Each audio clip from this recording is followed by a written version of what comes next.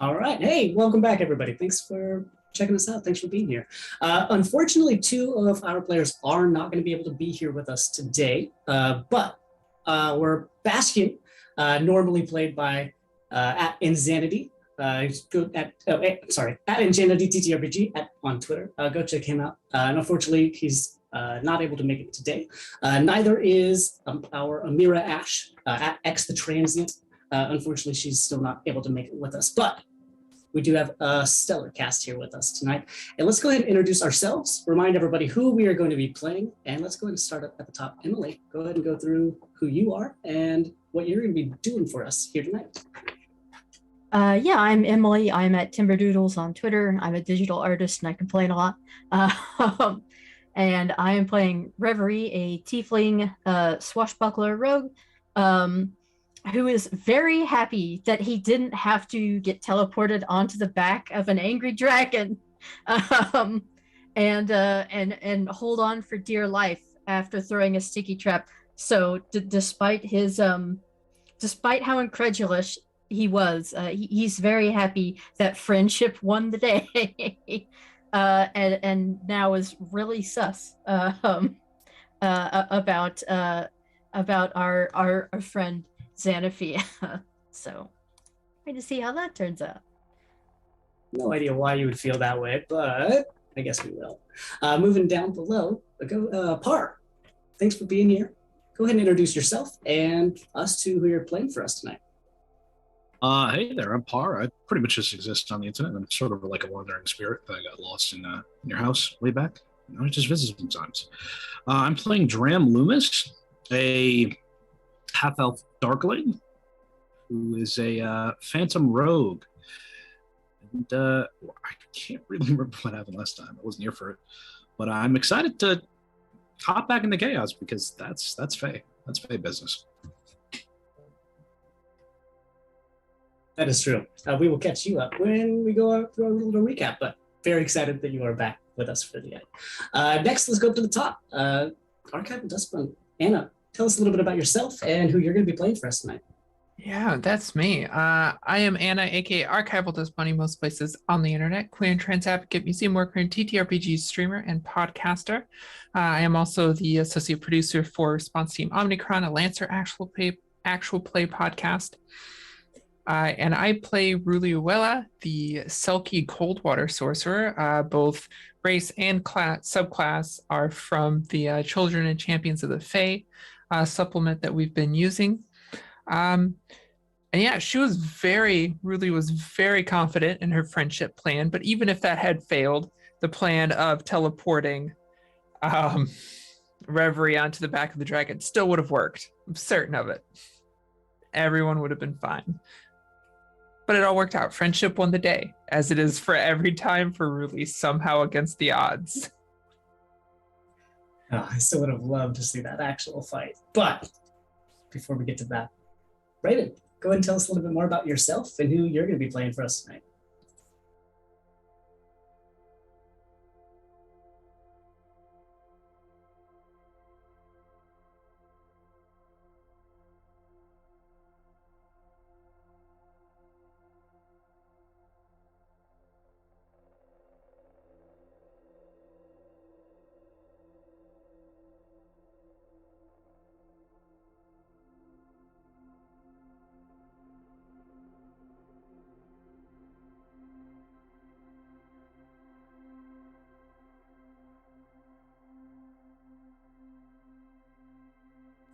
Oh man, me too. So we all did just level up to level 7.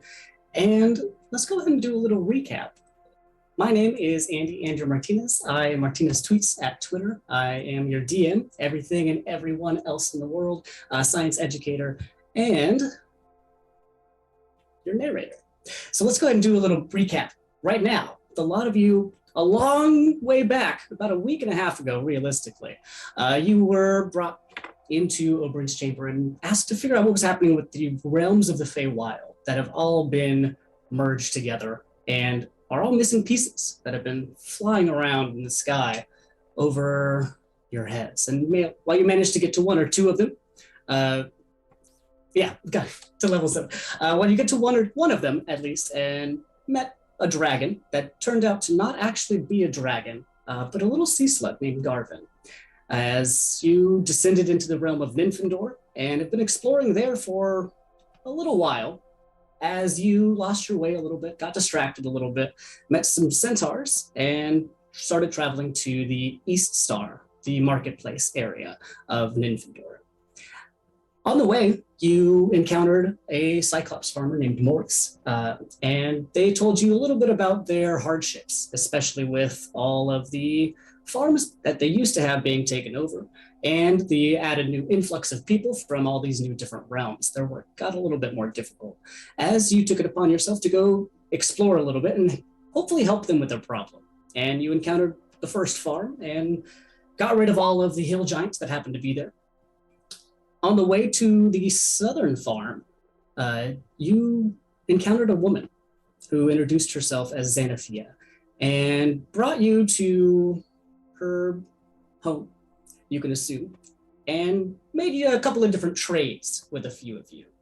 As you got different items and different useful attributes with losing a few of your own, she sent you on a new mission, also to the same farm, to deal with the same dragon. As you made it to that farm and encountered on the way a working satyr who was out in the fields, was very, very frightened of this gilded glory.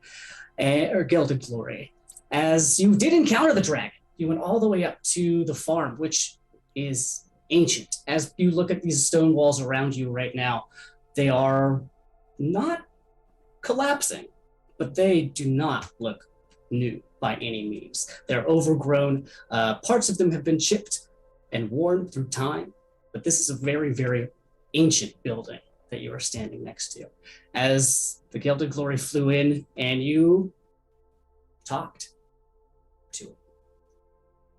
It almost ate you several times, but after some amazing lucky rolls, you were able to convince it that actually it didn't want to be here in the first place. It's not actually from the Feywilds. It's from the Prime Material plane. As you told it a little bit more about your plan of banishment, it begrudgingly accepted. As you watched the Dobson fly out your hand and latch onto the neck of this dragon, as you watched the spell take hold, looking rather unpleasant, he vanished. And after a minute passed, you heard in the distance the wolves as the wind moved. And behind you was Xanathia, walking in a rather quick pace up to the front of this fortress farm that you are currently in front of. What do you want to do? She's just beelining, kind of trying to get past you. Kind of seems like she's not focused on you really at all. I mean, I let her go past. We made a deal with her, and I mean, I'm not gonna stop her from looking for whatever she's looking for.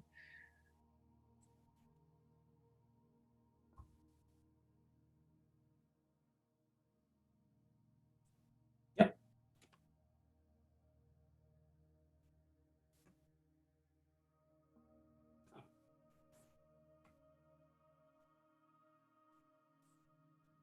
Hello? There we go. Well, unfortunately, everybody missed my intro, but that's okay. It's the exact same intro that's on every episode. Oh, we heard everything. That's good. Oh, unless it was all of the people on. Yeah, It was might not have it was go a to Twitch. broadcasting. Oh, I see. So I looked down and I'm like, my microphone little bar isn't moving at all. That's not good. So I was going to say, I can't remember too much about our conversation with her from last time as like the specifics of what the deal that we made, but I was like, that's pretty much what we agreed is like she can go in and look for stuff, right?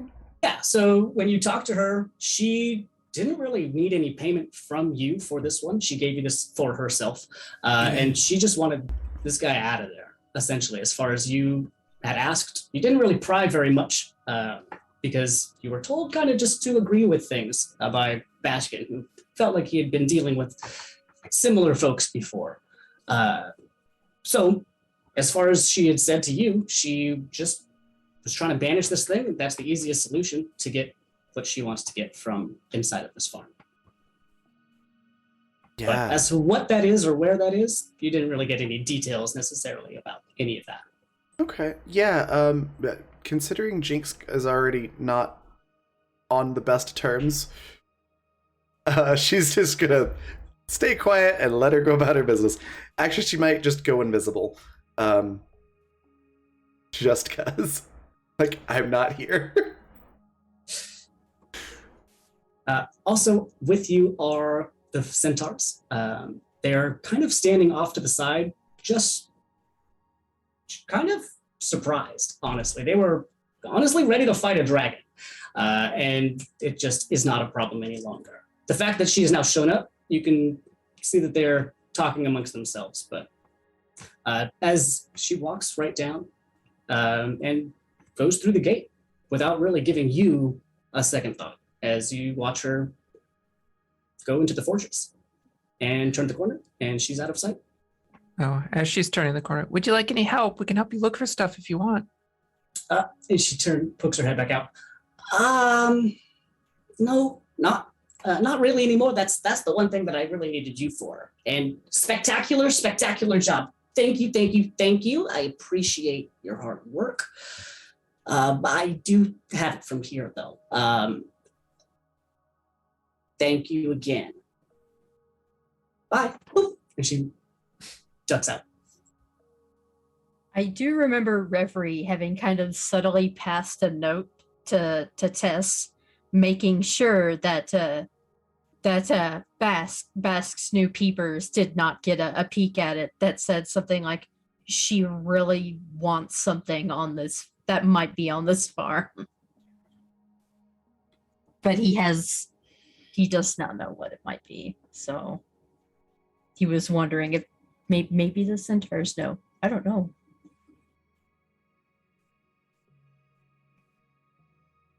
Are you gonna go ask him? Yeah, he does kind of glances to, well, where Xanathia was, and then kind of looks over to Tess kind of expectantly. Yeah, Tess looks over and just... So no clue. I will be honest with you. I do not trust this one. We do not know what exactly she is up to, but we don't really trust her at all. We don't also probably want to fight her if we can avoid it. So, if we can figure it out, knowledge is always nice, but we don't know what's in there.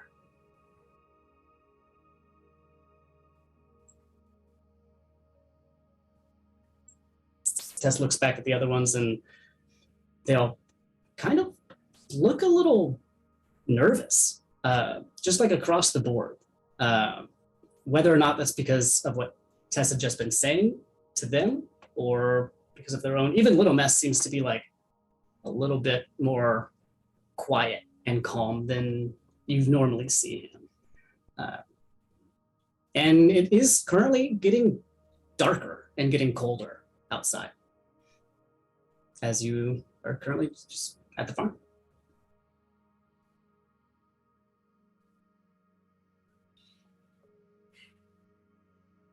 The wind really starts to pick up over the next couple of minutes as you are standing out there.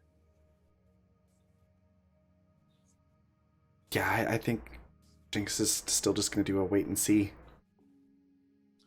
Well, the most kind of impressive thing that Reverie can think of that was that their last dragon was that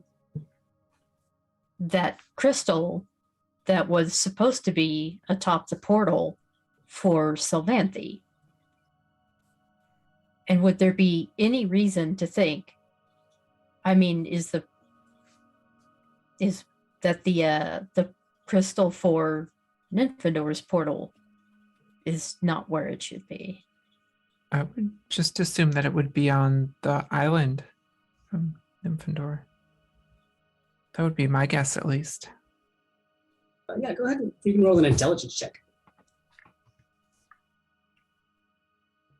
Can I just?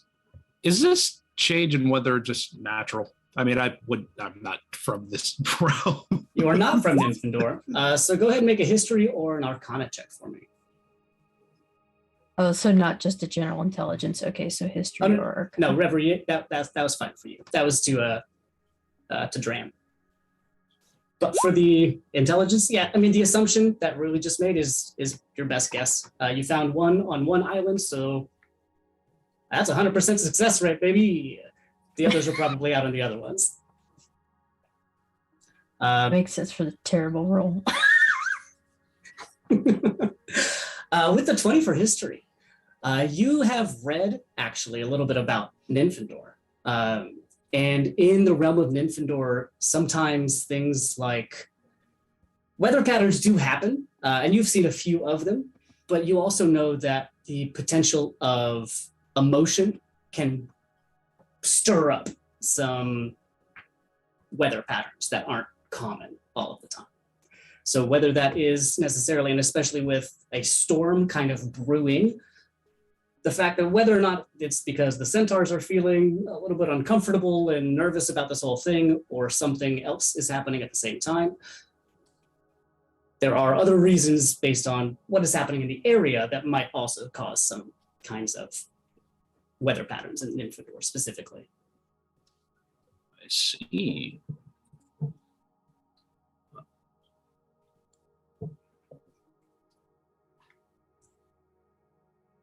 So curious.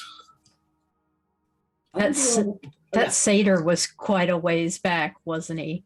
I mean, quite a ways. He's like a 20-30 minute walk, maybe. Dang, because Yeah, he's maybe a mile or so out. dang, because he seemed like he'd been around for a while and would have been able to tell us if this was normal for the area. I mean, on the flat land, you kind of up at the top of this hill, you can still kind of see where he is from where you are, but it just does follow the long, long fence all the way down and the long, long fence all the way down. It's a big rectangle field, and he was all the way at the other corner.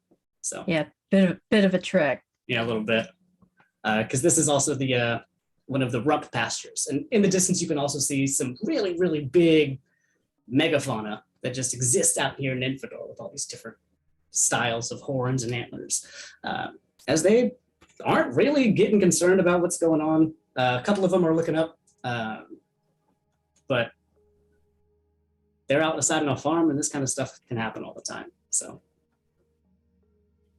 but they didn't really notice the dragon disappear. They don't really seem to care about that. They're just eating, chilling. There. Sorry. Oh, yeah.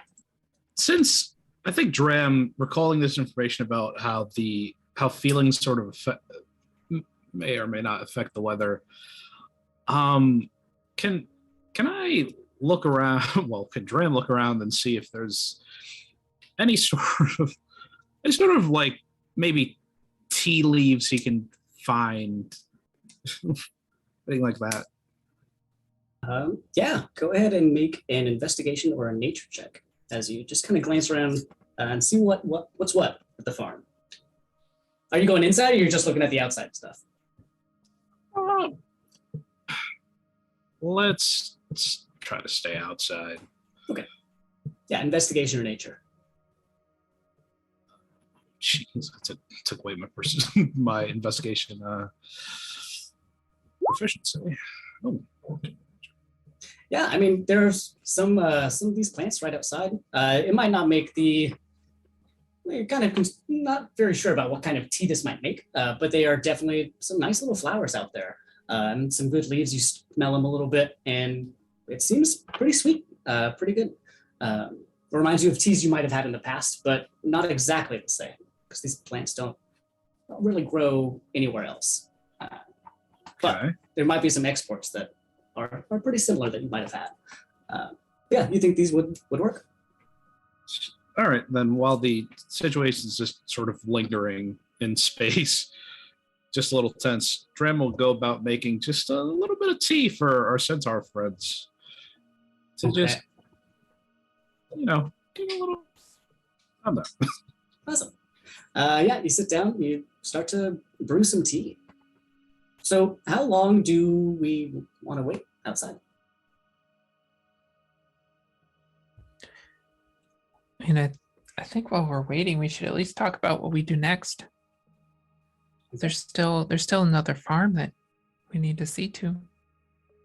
That's true. Right. The Gnols. Yes, the Gnolls. Yeah, Jinx will reappear once the conversation starts, and just kind of look nervously at where, what's her name? Just drew a blank. Which one? The person that we've been talking to that just went in there looking for something. Oh, Xanathia. Xanathia. He's no longer in sight. They went inside about maybe 10 or so minutes ago. Maybe not so long. A few minutes ago, they went inside and you haven't really seen them. You don't know where they went at Yeah. this point. She kind of looks nervously at where the direction they went and then looks back at the group and is like, yeah, I think it might be a good idea to not be here where she's at looking for things. I mean, our interactions went pretty well, but I don't want to push our luck. Maybe we should go take care of the Gnolls.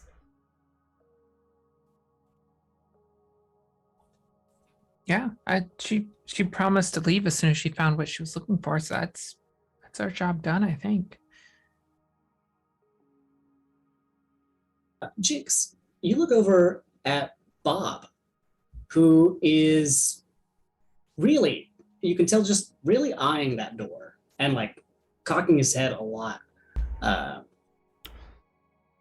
Looking very inquisitively, but also kind of also nervous about what's happening. As he looks back at you and Bob's looking nervous, so maybe sooner rather than later would be good to skedaddle. We can discuss our plan on the way. That sounds like a good idea. as it is currently getting even darker and more windy. It's starting to get cloudy up there in the sky that normally isn't cloudy at all. This is really the first time you've seen a cloudy sky here in Infandor, as it looks like it's about to like thunderstorm and rain.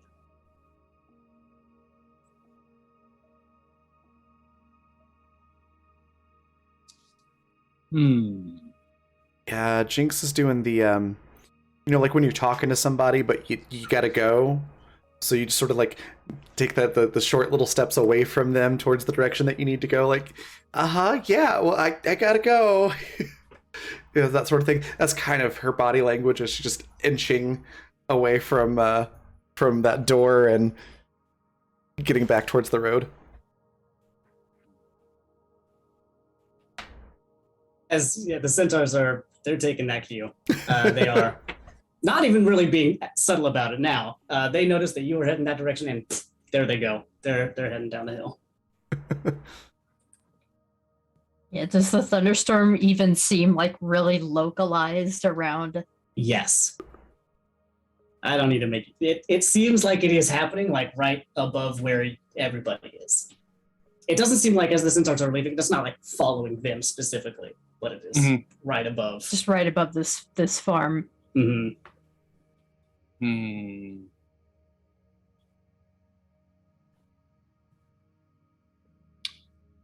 Yeah, Drem will follow.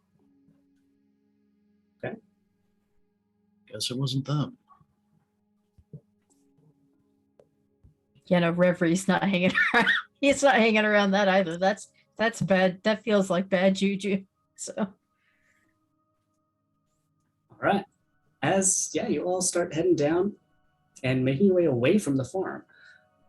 And as before you even make it to the end of the pasture, it has started to rain, and it really is still getting even more windy.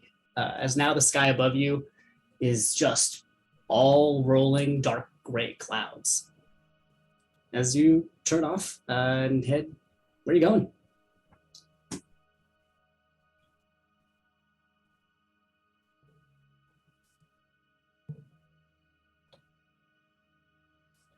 So you are currently at the southern farm, which is at pretty far away from where you started. So it has been a long journey going through these things.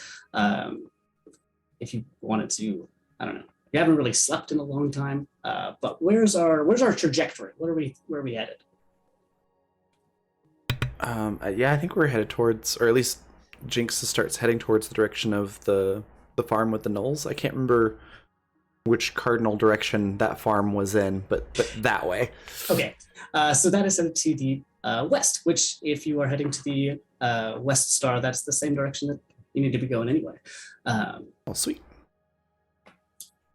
Okay.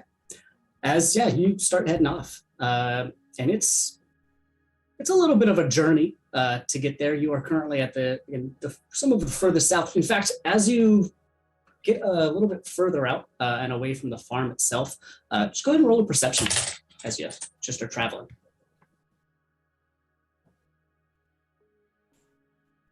So 14. Ooh, critical failure. 23. Nice. Let's get the nat ones out of the way early. Excuse me. Yeah, really. You could definitely see this. And Dram, Jinx, you can see this off in the distance as well. It takes a little bit more looking, but you can see that there's this big shimmery wall. It kind of vanishes up at the very, very top. And it's still a while away. It's a couple of miles out there. But on the other side of this wall, you see this dense swamp that's just over there on the other side of that shimmery wall. And as far as you can look, it goes all the way, just way, way, way out there. It's not the direction you're headed, but you do see it off at the other way. So is it like a transparent wall that we can kind of see through? It's just a little bit shimmery? Yep. I think we found the edge of the zone map here. And as you think back, this looks similar to, the shimmery wall that you flew through as you traveled from Elassidir into Nymphindor. Interesting. As you can see, which you can only assume to be a heap off in the distance. As you turn right and keep going towards the east. Let's see.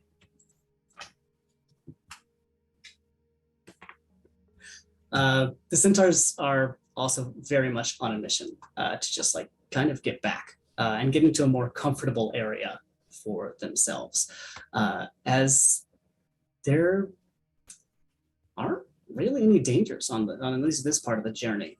In front of you, you do see a herd of rumps that are off in the distance, but if you're just beelining, you can make this journey in about another day's travel at this point, maybe a little bit less than that. You might need to take a rest somewhere, but it's pretty smooth sailing, at least right now, depending how long you want to go for. The total journey will take a couple of hours as you just keep going. It is really dark right now, but you have at this point gotten away from the thunderstorm. As you started leaving, you did start to hear more lightning. Thunder's the one you hear, and saw lightning out in the distance as you really started to leave this farm. I hope our friend's okay in that storm. It looked like it was getting pretty bad. But we should sleep sometime before we get to the next farm. Yeah, how are you all doing on health and stuff right now? You didn't actually fight a dragon, which, to be fair. Yeah, I have full health, so. Yeah, I same. Okay, felt fair. pretty good. Yeah. Same. All right. I've spent my big spell slot, my 4th level spell slot, But aside from that, that's literally the only thing I've spent. So, I mean, if we don't want to sleep, we don't have to, but it would be helpful. Yeah, from here you I just think have it's a good idea. another couple of hours to walk, but to get to the general area, yeah, it's up to you.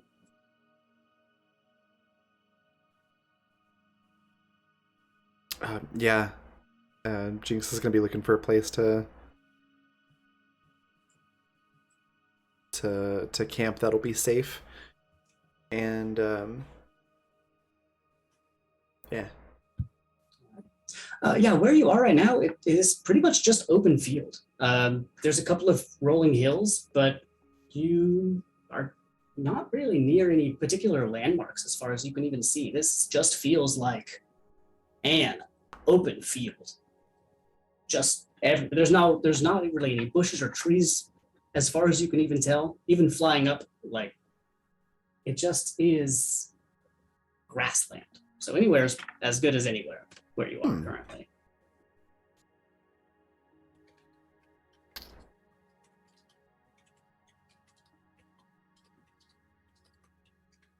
Yeah, I guess just walk a ways, and then when we're feeling tired, just set up camp. Okay. Yeah, as you keep going a little bit, the centaurs start to get a little bit more exhausted, and they just plop up some little tents and start a little campfire. As you'll have a little rest. As throughout the night, there is a little earthquake in the middle that wakes anybody who was asleep up, and those of you who were watching just start to look around as there is a mound that starts to kind of grow up out of the ground pretty close to where you are. In the direction we came from? Not the direction you came from. It looks off to the south more, but you've been traveling west for a while. So as you hear another noise, as the movement of another animal travels, as one of these big rumps has been taken out by a bullet that was sitting over, just right over there. As you it dives back down into the ground after consuming its meal, if you guys are just gonna exist. It woke you all up, but it did not actually go for any of you. Oh, are these those things that we saw earlier? Yeah. Oh, I want to fight one. I don't know that Jinx would though. Like the silverfish moles. Yeah. Bask wants to fight one, Bask but definitely wants Zan's to not fight one. here. I Yeah. know. They're not uncommon here in Nintendor. But there's one that's right over there. Looks like it's going after some rumps right now. I think Jinx might get her staff ready and just sort of sit there, like aiming, waiting for them to get a little bit closer.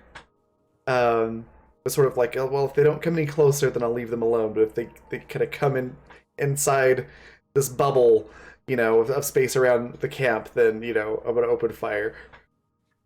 Okay. As you now see more of what's causing the earthquake is still rumbling, because there are many big animals running in the night with something diving in and out of the ground, actively chasing them. As they take another turn, and you start heading kind of not directly in your direction, but in the zone where they are now no longer running away from you. As you notice, there are two of these bullets. One of them is now coming at the herd from the other angle, pushing them in a direction. Hey, those things are getting pretty close. What do we want to blast them? What are we thinking? So they kind of driving the herd of rumps toward us, or in your direction. Whether it is directed at you or not, as if you would like to question that. Not necessarily intentionally, but I don't yeah. think that matters. Yeah, So, it I is mean, just- if we get trampled, we get trampled. Yeah. The herd doesn't really stop for much when they are in distress. So they're big animals. As you still feel now even a new addition to the earthquake that's happening. As the herd starts to get within, I don't know, a couple 100 feet of you, still heading in your direction. Maybe we should move. Yeah, the centaurs are up and they're taking pace. They're heading out to the right side, trying to just kind of get out of the way. As you see from the ground emerge a third one that is now in between you and the herd. As the herd makes another turn, there are now 3 of these chasing.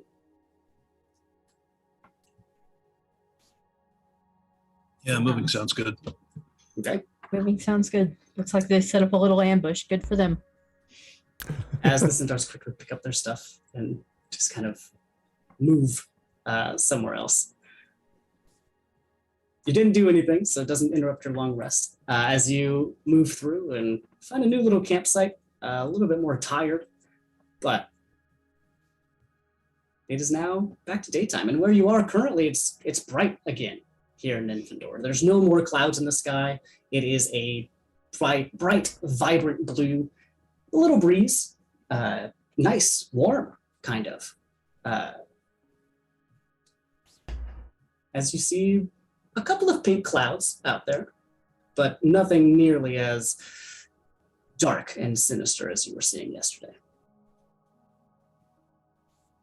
As you pick up your stuff and continue on to the campsite, or the farm rather. It takes another little bit of walking, but following the map that Ahalo has, you are able to find the farm pretty easily. This one's not as far off as the southern farm is, and the southern farm had been taken over for a little bit. This one was a relatively new loss by Morris, so the centaurs had a better idea of where this one was specifically. As they gestured in the right direction, you kind of see over the hill as you start to approach it. Down in this kind of valley-ish area is this really dense field of grasses. There's wheats as far as you can see, a lot of different types of crops that are just out there. And looking at the 3 different farms, it looks like, as far as you can see, this farm is mostly made for plants, for field produce and things like that. There's no big animal pastures in this one. There's no any animal pastures really. There's a tiny little pig pen, but in the center of all of this field, where the pig pen is, you kind of see that there's 3 or 4 little pigs in there. You see that there's a handful of tiny little huts with all thatched roofs. One big one right in the middle with a nicer, more sturdy stone-worked room. It looks kind of like, from what you can see from here, some of these thatched buildings have been recent additions, whereas the stone building looks to be a little bit more old. And everyone just go ahead and make a perception check because you survey the scene.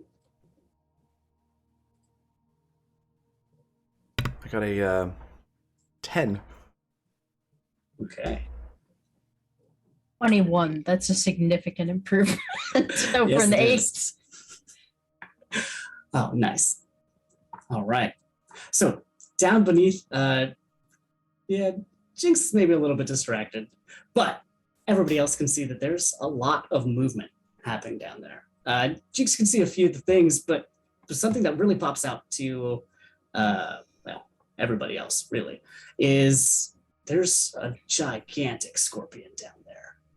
Just, it's about, and it looks kind of like it blended in. It looks kind of like it would be a construct or maybe something made of wood, but you see it moving and quickly realize that it's not actually made of wood. It is just a very deep rosy brown that it looks like it's working with a few different gnolls. You see a lot of gnolls down there.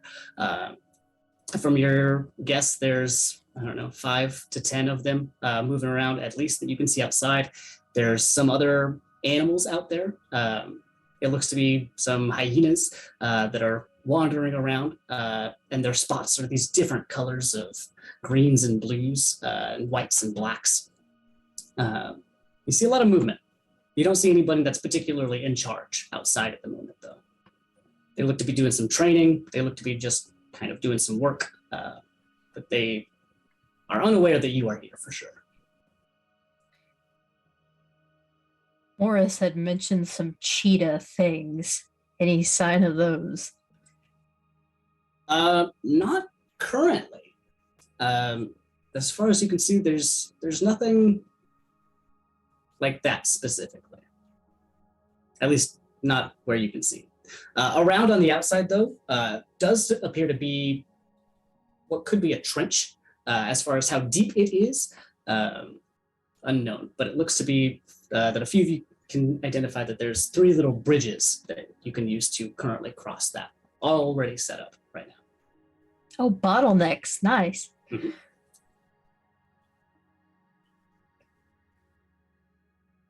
How wide are the trenches? We can't tell how deep, but how wide are they?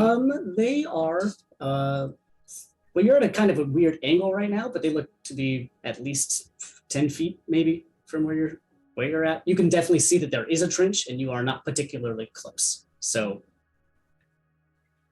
yeah, at least 10.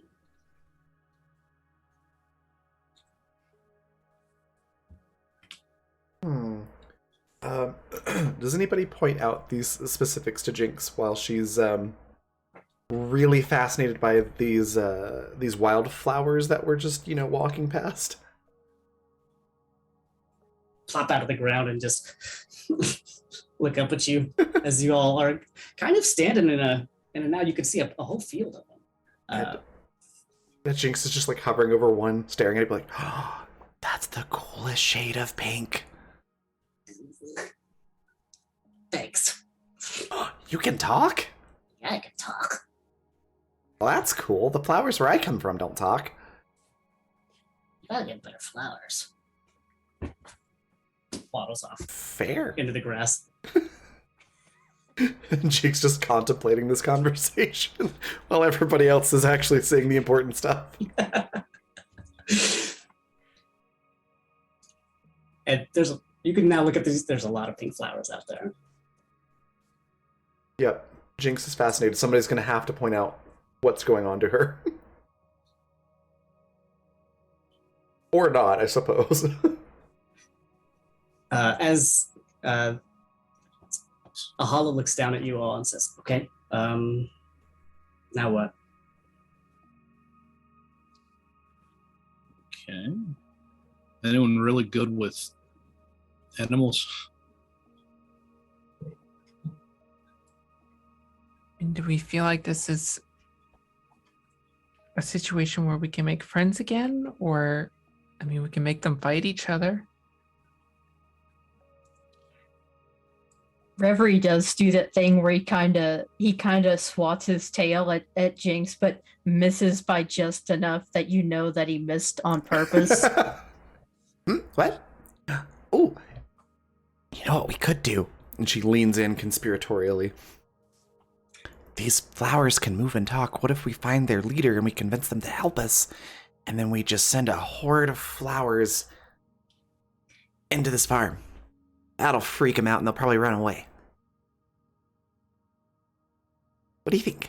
That could work. Do you know they have a leader? I suppose they could be a true democracy, but that seems pretty rare. Or an anarchic commune. That's true. That sounds amazing. It actually kind of does.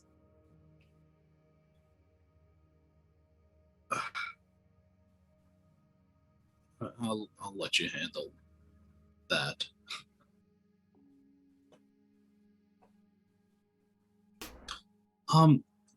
The gnolls they're camped where on the farm again? Sorry. So in where you are currently is kind of on the top of a ridge, and it looks like the ridge does go all the way around, kind of like a stadium. And in the middle is just all of this field of different crops, and right in the center of that is where all of the knolls are. Is there like a farmhouse at all? It looks like that is the farmhouse, and Oh, if there okay. was So- another house, it so- no so- longer. Those are the only buildings that you're seeing right here. Okay. There's one that does look like it is stone built. It looks a little bit older, and so you can kind of guess that maybe that was the original place, and the others have kind of been built past that. But it could have been a new thing that they built a long time ago. So, Okay.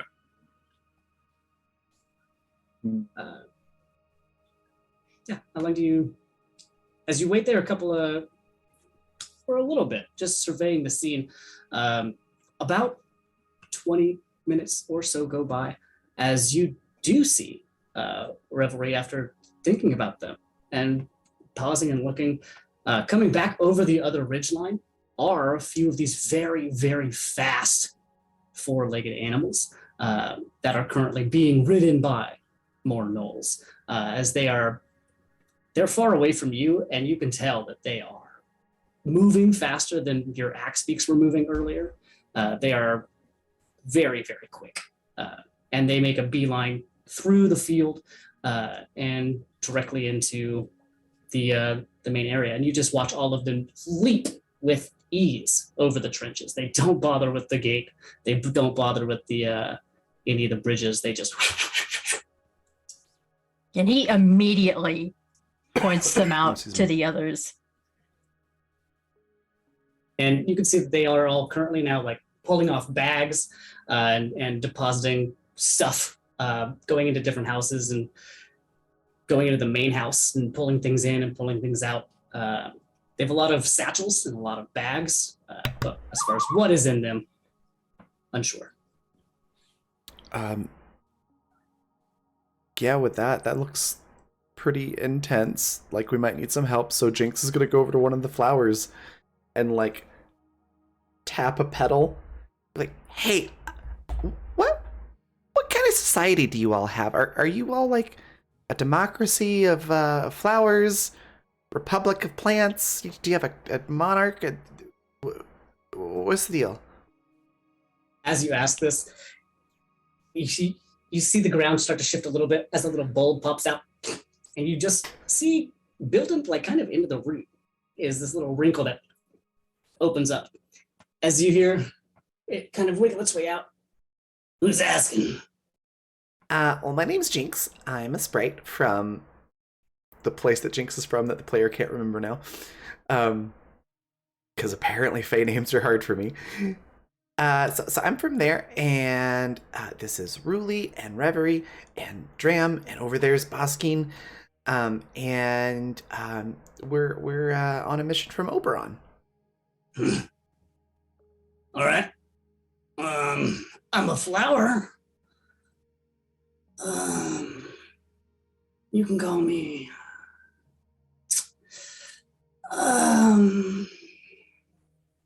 Cloud. That's a nice one. What's your question? Hi, Cloud. That's a nice one. Nice to meet you. The question was, what type of society do you all have? There's a lot of you. I assume you all have some sort of society. Yeah. We talk through the roots, and That's cool. it's nice. We don't worry about much, though. We have a nice spot. That makes sense. Are the gnolls over there? Did they? They seem to be like trampling through the fields pretty hard. Do they bother you at all? Mm. They step on us, sure. But many do. So. It's all an accident. Really. We Well- say, hey, and they're gone. Well, back into the ground we go. Oh, it's good to speak with someone, though. Yeah. Well, see, I would never step on you because I fly everywhere, so I don't typically, walk on the ground that much. So the gnolls over there are in our friend's farm. They stole it, so we're trying to get them to leave. And I was curious if we might have a mutual need to get them to leave if they were bothering you.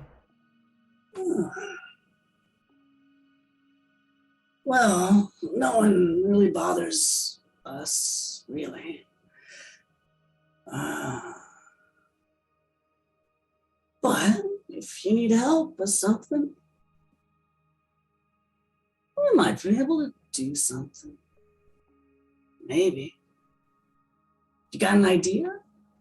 Well, I was thinking it might freak them out if all of you just got up and started running into the farm, and they might run away, especially if the rest of us start doing some threatening things like I don't know, some illusions and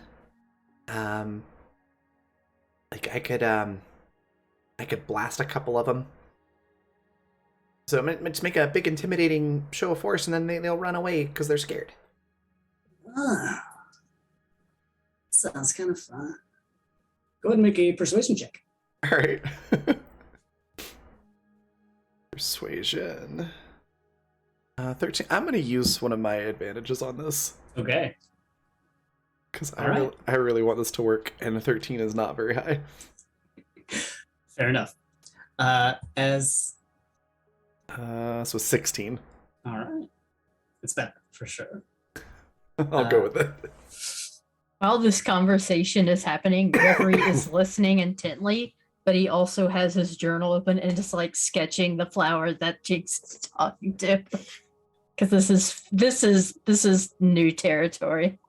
Yeah, by now, you can see what you can think about his hands, but you notice that there's a few of them, and they just also might be roots that kind of like has now pried itself out a little bit.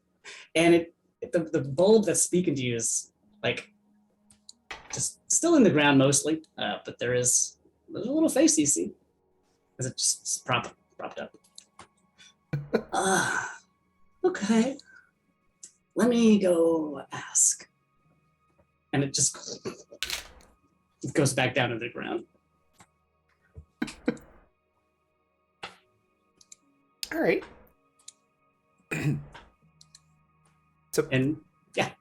And she looks back to the rest of like, so they're gonna go talk to the other flowers, then they'll get back to us, I guess. So I guess it probably is some sort of like hive mind democracy or something like that,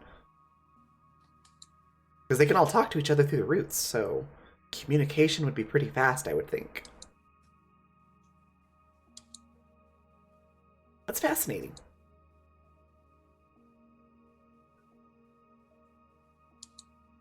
As No, it takes a couple of minutes for them to do anything. So if you have anything immediately. Jinx is just hanging out and just fascinated and enjoying learning about these flower people. Oh yeah, Reverie is glancing between his journal, doing his sketch, and the farm, just trying to keep an eye on things, but also, what the hell, talking flowers, that's new. And actually kind of delightful.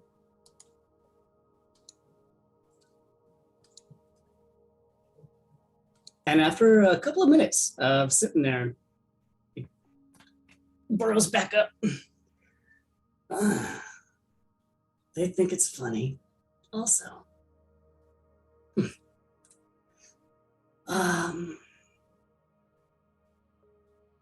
Sure. That sounds kind of fun.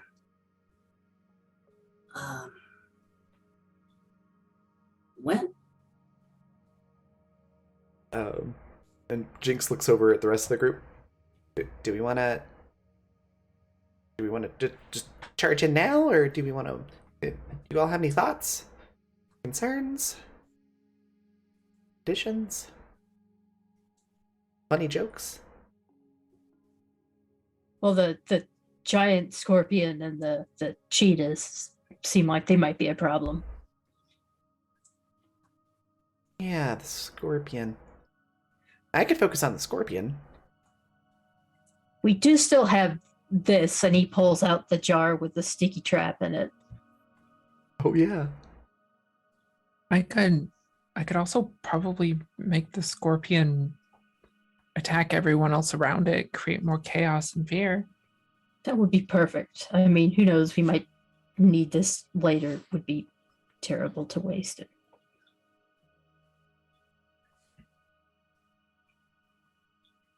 I could do that with their scorpion turning against them, and I could probably get one of the other ones too, and the flowers rushing in, and whatever else we do, it should be pretty frightening. It's the curse of the forest. Yeah, I think that sounds like a good plan. I'm spitballing. I'm gonna go over here. The turning of the tulips.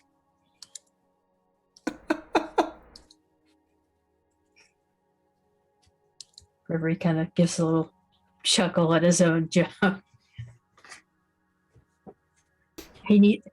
Give him this little moment of joy. Jinx is just giggling at that. Great. Well, it sounds like we have a plan. And she pulls out her staff and fiddles with the lenses to target the scorpion. She's like, "Oh yeah, I can hit it from here." We might want to any gestures to the centaurs. We might want to let our companions over there in on this whole, plan. Oh, right. Also, we got to tell them not to step on any flowers. That would be a good idea as well.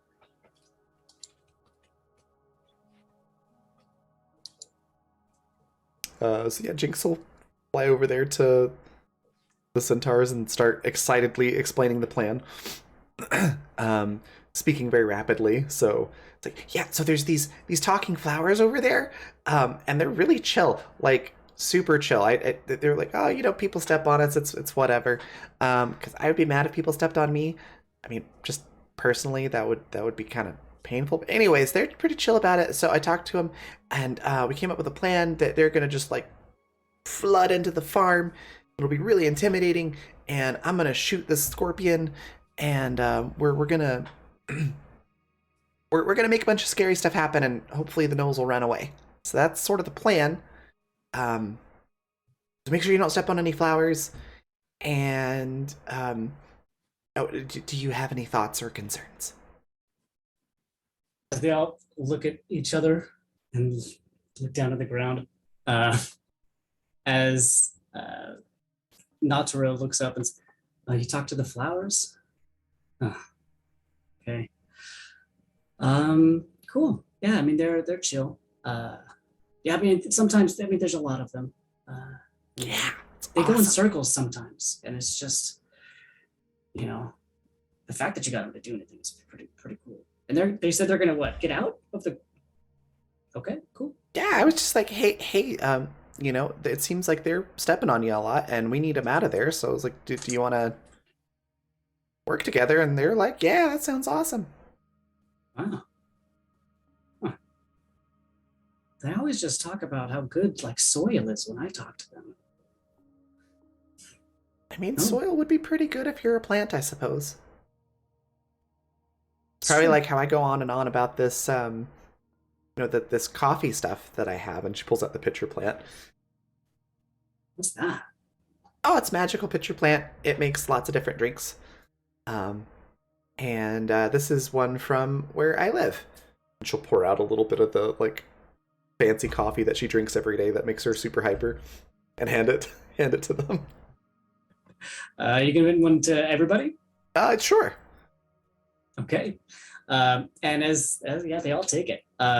And yeah, Naturo and Hollow they're both sniffing it, and they do take it as they are a little confused about the taste. They've never had anything exactly like this. As Tess does not take it. but thanks you for it anyway. And he looks over, and you can see that Little Mess is taking some, and Tess just grabs it before he could finish the rest of it, and says, "No, I think that might have already been too much." And you just see him just go quiet, just a little bit, as he's now just sitting, kind of just looking around. They're getting ready. All right. Yeah, so they know the plan. And Tess looks at you and says, "So we're just trying to scare them. We are not trying to end this." I mean, scaring is plan A. If that doesn't work, then, we might have to forcefully persuade them to leave. Fair. Do what we must. But yeah, the goal is to make it so weird and scary that they're like, I'm not going back there again. This is a sound plan. Would Reverie have any experience with Knowles from his privateering / raiding, or do they stay out of Sylvanthi? Yeah, go ahead and roll a history check. Oh, not my strong suit. 18. Okay. So these ones, you're pretty sure that depending on the realm, things do develop a little bit differently, but generally wherever you go, gnolls are very similar in their mannerisms. None of them are, particularly conversational many of the time, at least not to other people that are not, or the things that are not them. And they can be fairly aggressive almost always. You've dealt with a few of them, and none of them have been, they didn't really earn your trust. Let's just say that. To be fair, that's not easy to do anyway, but Fair enough. yeah, that's... There's always something a little bit, even the ones that that are maybe on other crews of other ships that are more conversational and are more out and about, which you've seen a few of them, not in your crew necessarily, but in other crews. They still feel very fiendish to you. Shifty. Yeah.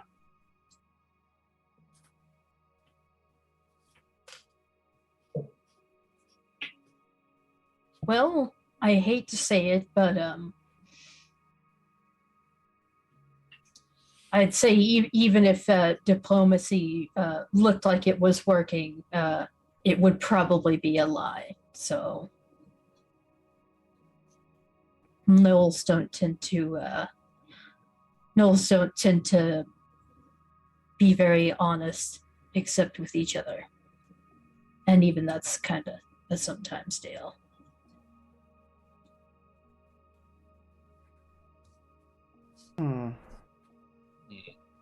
Not very friendly, barring with other gnolls either. Interesting. Well, sounds like this is the best plan then, yeah. I mean, not a guarantee, but not good odds.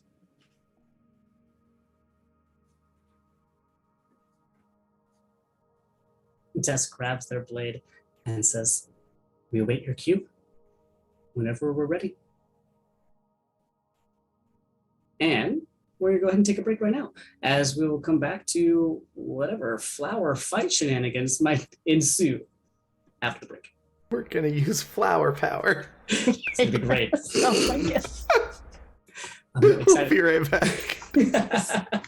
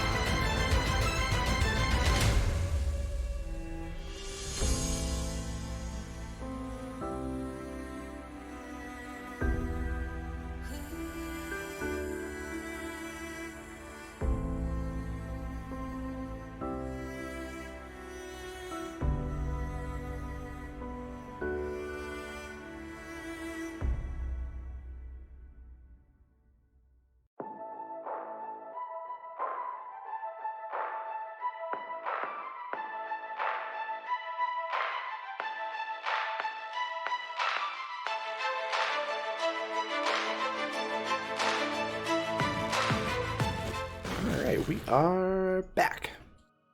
Wonderful. Welcome back. Where we've just left off, we are looking at the West Farm.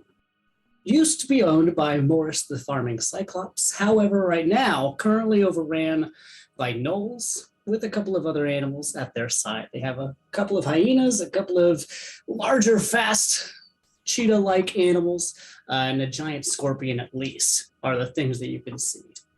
You just got the flowers on your side, and you have a couple of centaurs with you as you are all kind of sitting up on the ridge, looking over this massive field of wheat and crops. Right in the middle are all of the huts, all of the houses, all of the buildings that a lot of gnolls. Again, you can see minimum 10, at least outside, maybe more, maybe fewer, just all moving around. They don't know you're there.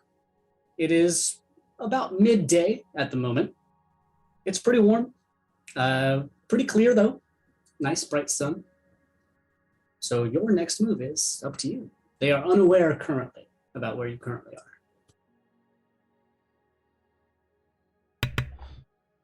Yeah, I think I'll start this encounter invisible Okay. for starters.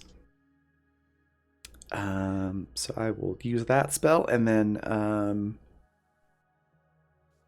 yeah, as soon as everybody's ready, Jinx will I guess signal the flowers to go ahead and charge in. Yeah, as you fly back over to Cloud, the pink flower, as he pops back up, and you are already invisible, and he looks around, hearing your voice, but okay. All right. And digs back in. And within the next minute or so, you just see this once still field of flowers, all pinks and blues and yellows going out. And yeah, you notice that if all of these flowers are moving, it goes all the way down this big hill. There are a lot of flowers just sitting right over here. As they all just start shaking and moving and rising from the ground, as you see hundreds and hundreds of these little flower things. They all have different shapes and sizes of their bulbs. They all have different numbers of little root appendages that are hanging off their bodies, but they all have just one big flower sticking off the top of their head, all in a bunch of different colors and sizes. And you can see where their faces may or may not be. They're not actively talking to you, so it's anyone's guess at this point. And they start moving their way down the hill as you see this colorful wave just move into the valley. They're not the fastest things, but they do move as a unit as the flowers just move into the grass as the minutes start to go past. And you watch them. How long do you wait? Are you waiting for them to get all the way in the middle? Or How far are we from down below? right now, let's see, you are currently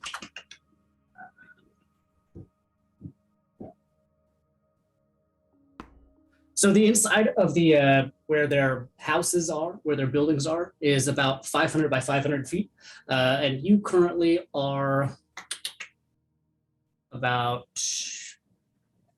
1,000 plus feet, 1,500 feet away from them. It's a big field. There's a lot of plants here. Remember, this is a growing crops. Now, the flowers that you have sent in their direction, you can certainly move faster than, but they're moving currently.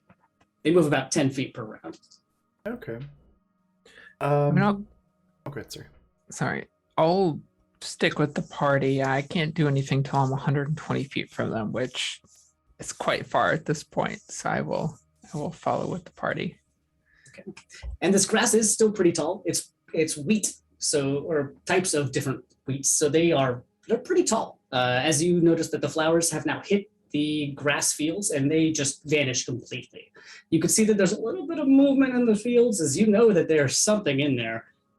But as soon as they hit the grass, they're gone from sight.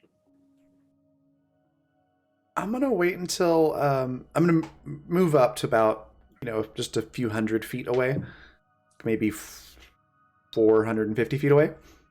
Okay, yeah. From like the edge of the thing, and then gonna wait until the flowers become visible again, like when they come out of the grass, and then start shooting at the scorpion.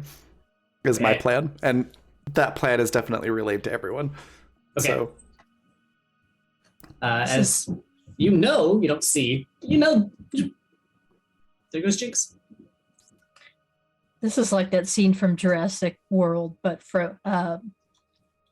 or the second Jurassic Park movie, but with flowers instead of velociraptors. Okay.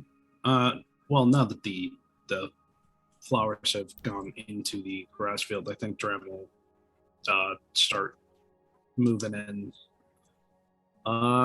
closer, because 1,000 feet is a long way to go.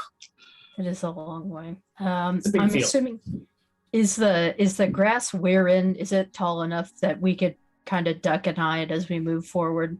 Yeah, the grass you're in is not as tall, actually, as the grass that is being grown currently. The grass you're in currently is a few feet tall, but the grass down there, that's the crop, is 5-6 feet tall at least. But right now, yeah, it's about waist length. So if you're down in the ground, if you're ducking, you could definitely hide from them. And right now, they're not even really looking around. So the centaurs are kind of keeping a low profile, but that is also tough when you're a centaur. So That's fair. Yeah, Reverie's also gonna start moving forward because 1,000 feet is a long way away to do anything. And no more fire giant cards, so fair enough. All right.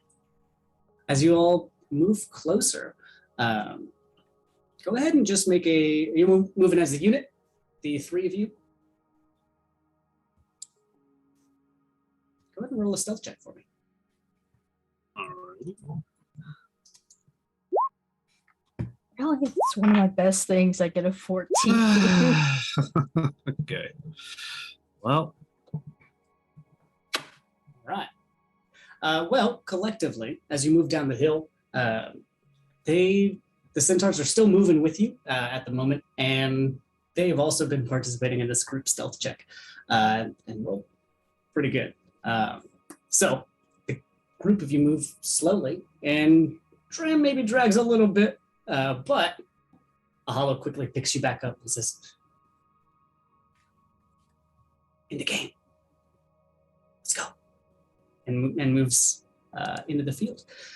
As you approach this grass, the wheat here is really tall, taller than I think every single one of you. And as you get a little bit closer, you notice that it's kind of got some different hues of pinks and some greens and a little bit of reds that are mixed up in these different fields. You couldn't really tell from very far away. It's very, very subtle. But you can guess that maybe these are different types of wheat that are blocked off. Are you going around? You're going through. It's pretty densely packed. There doesn't seem to be like big trails, at least on this side. What you saw from the other side is that there's other crops over on the other side as well. There's a few different types of plants here. Where you are currently at the big wheat field, but on the other side, there looks to be more kind of like a leafy green zone, which is not going to be difficult to move through, but also will give you 0% cover. There is other types of vineyards or other vining plants over there that will be easier to move through in a single direction. But the wheat here is tall. It is technically going to be difficult terrain as you move through it, but it will give you cover as you do. So the choice is up to you. And currently the flowers, you can still see the last of them slowly moving into the field of wheat at the far corner. You don't see Jinx flying up in the air, though.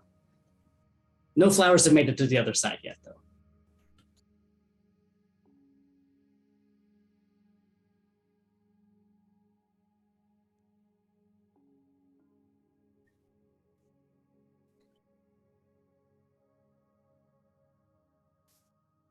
Did the cheetahs move through the fields at all? So you saw them coming from the other side. Okay. So they didn't need to run through the wheat. They ran through the very open field that they felt very comfortable in. Okay, so might actually be safer from the possibly, maybe.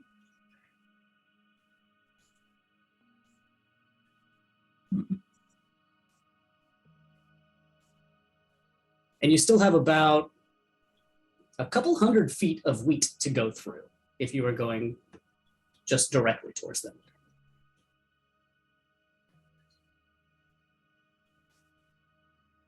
Or you can go all the way around. As you sit there and think about it, after a few minutes, depending on how long you're taking for this one, Jinx, you do see the first couple of flowers start to flop out of the wheat. Okay. That's your cue. Go ahead and start blast if you want. Yeah, I'll use message so I can silently signal to everybody that I'm about to start shooting. And then, yeah, she's going to target the scorpion, and let's hit it with Eldritch Blast. All right. Go ahead and roll your attack for me. All right. It's going to be 1 and so a 9 and a 24 for the bolts. Yeah, the 24 is going to hit for sure. All right. For 8 damage. All right. Awesome. As you blast the scorpion, completely unaware, who was, as you kind of got a little bit closer, which maybe you didn't, you can now shoot incredibly far. You can see even from where you are that it looks like the scorpion is in the middle of being actively trained. There looks to be a gnoll that is working directly with this scorpion, like has some sort of bait in front of it or some food in front of it. And it looks to be like going back through the processes of like tapping its tail onto different ends and raising its claws when it needs to, as from the middle of the sky, Eldritch Blast. The sky said screw you in particular. As it blasts into the scorpion, who very quickly just jolts as the gnoll who is working with it also looks up at the sky as you appear in the air. And I need everyone to roll initiative. Or at least Jinx right now. Oh, I love it. Because you could, yeah. 20. Oh, nice. Excuse me.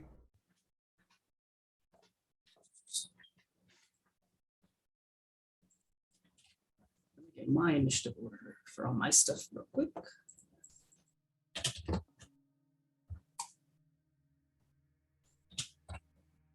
All right, so at this time, the rest of you are standing on the other side of the wheat as you see the Eldritch Blast come out of the sky, as you hear a little bit of a warning call and a little bit of commotion happening over there, as you can assume that, well, you just got the message. Jinx is firing away. As you watch these flowers just continue to go completely forward, heading almost just straight into the ravine that's right there, which they haven't gotten to just yet. Yeah, Jinx, you're at the top of the order. What do you want to do? Oh, well, I hit him again. All right, awesome. So let's see.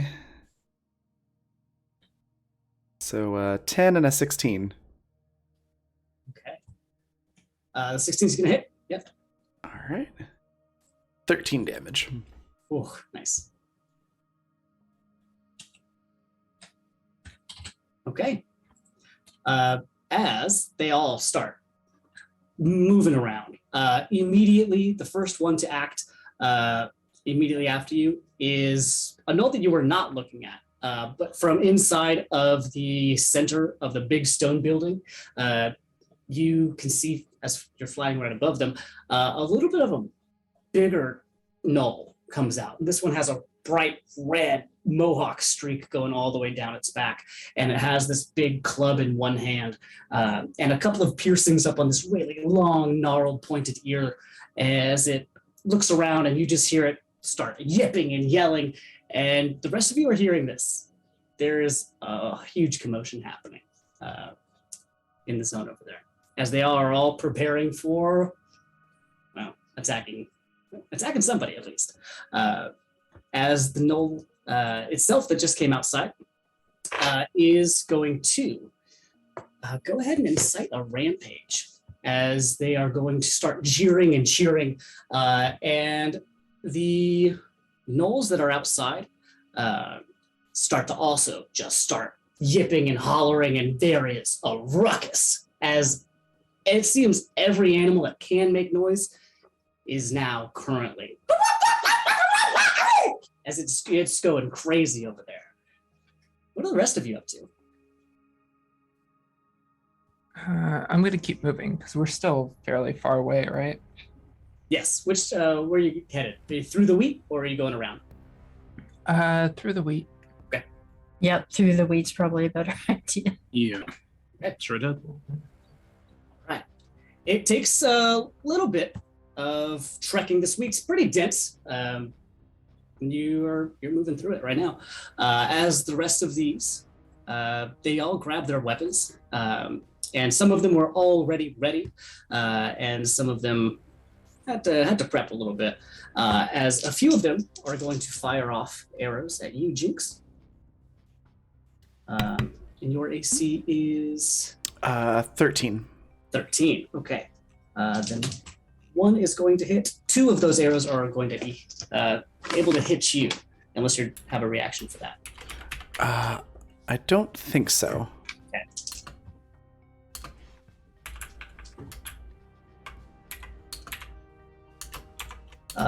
Okay, and that's going to hit you with one of those is a 8 piercing damage and one is 6 piercing damage.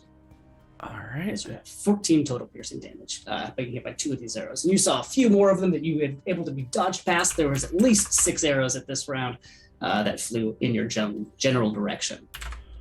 As currently you can see that the other animals are starting to get excited as well. The flowers are diving just right into the pit. It doesn't seem like a pit is anything that they need to worry about.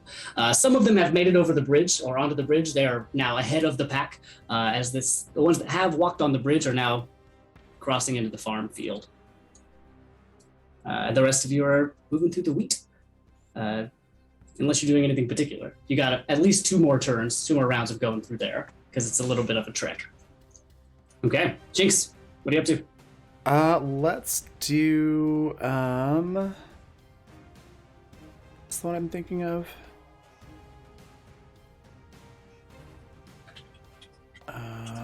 Yes.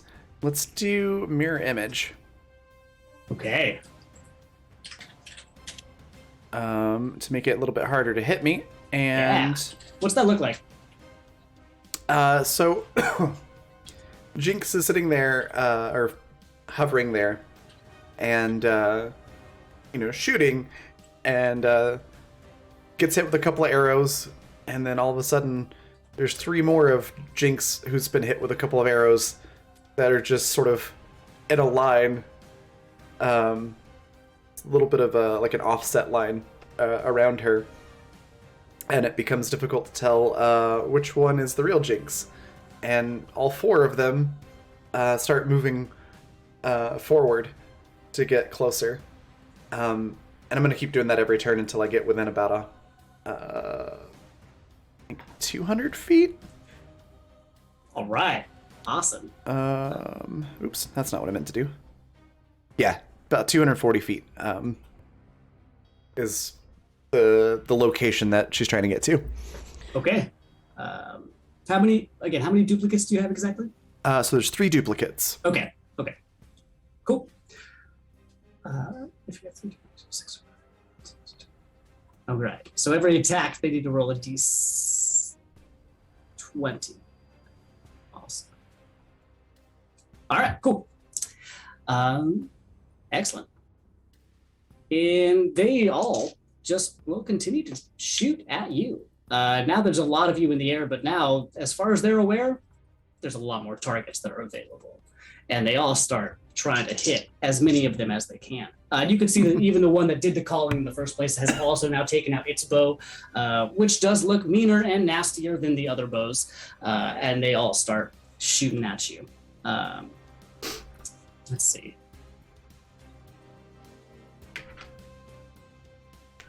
That one's going to. Oh, wrong button.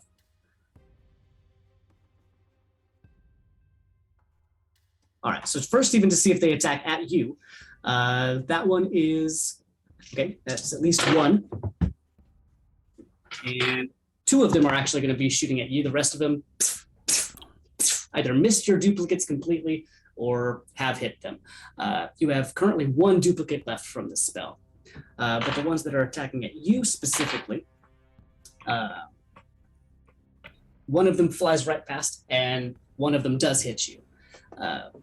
And that is only going to be 3 piercing damage, though. So you're fine. Sorry, who got hit? So you lost 2 duplicates.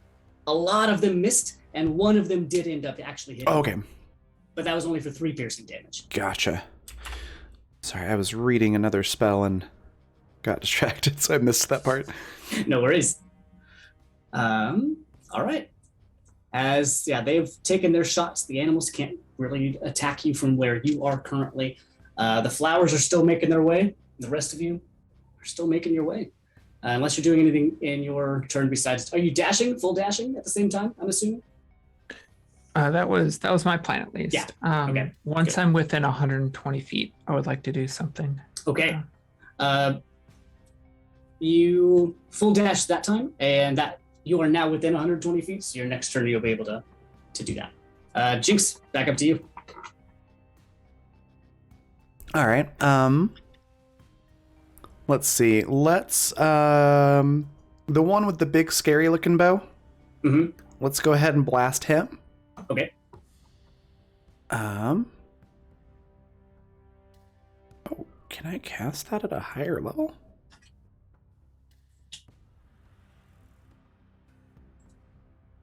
Okay, no. Not high enough to be meaningful.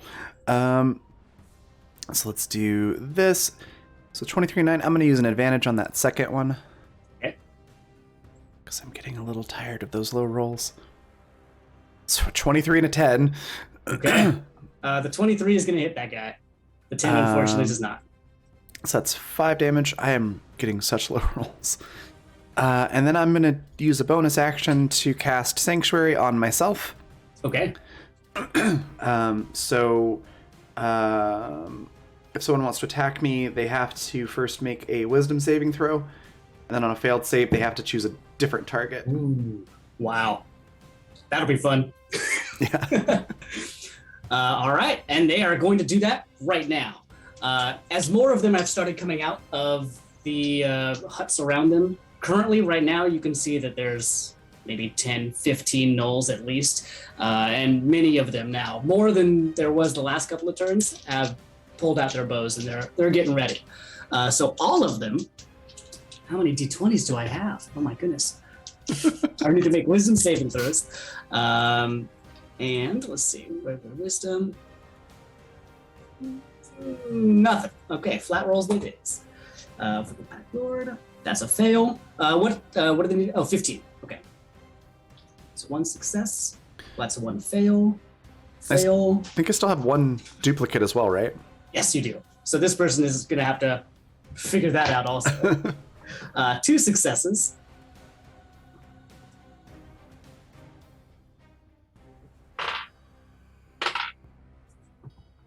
Oh boy. All right. Whew. 3 of them have failed. Or no, sorry, 3 of them have succeeded. And Okay. The rest of them, right now, there's about 10. No, there was 13 of them out currently. No, there are 16 out currently, and 3 of them have successfully managed to pass Sanctuary. The rest of them do have to attack somebody else now. So let's do the 3 that have made it through you first. Let's see if they are going to hit you or your duplicate. So let's roll those. And they have, with 1 duplicate, you can roll an 11 or higher. That is a 5, so that's not going to hit. And that is an 11, so that's all. Oh, no, that's a 10, so that's not going to hit. With 2 duplicates. Right. Okay, so your last duplicate does pop. and the other one just misses completely. All right. As you didn't take any damage this round, as they all do have to now turn on each other, which is kind of cool. That's 2 successes. 1. Okay. Oh, brutal. As you see that after they've tried to shoot at you, instead of aiming in your general direction, they all just whip around and just blast at each other. That was unexpected. That's amazing. Isn't that what they do? The creature must choose a new target or lose an attack. Or they lose the attack. Oh, okay, or lose it. Okay. I thought they had to. Okay, never mind then. I mean, if they want to, I'm totally fine with that. I don't really like. Well, one of them does actually, just because he got mad. And you hear one of the gnolls yelp as he does get pierced by an arrow. But the rest of them they're able to hold it together. That's amazing. All right. You are now all within 120 feet. Let's go ahead and have everybody roll initiative, and let's add you to our list.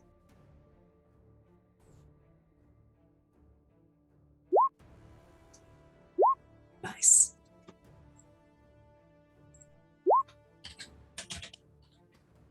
I don't believe Roll20 automatically adds Rakish Audacity, Oh, it probably does not. Yeah, that's fair. so I'm gonna add 3. That makes it 19. All right, awesome.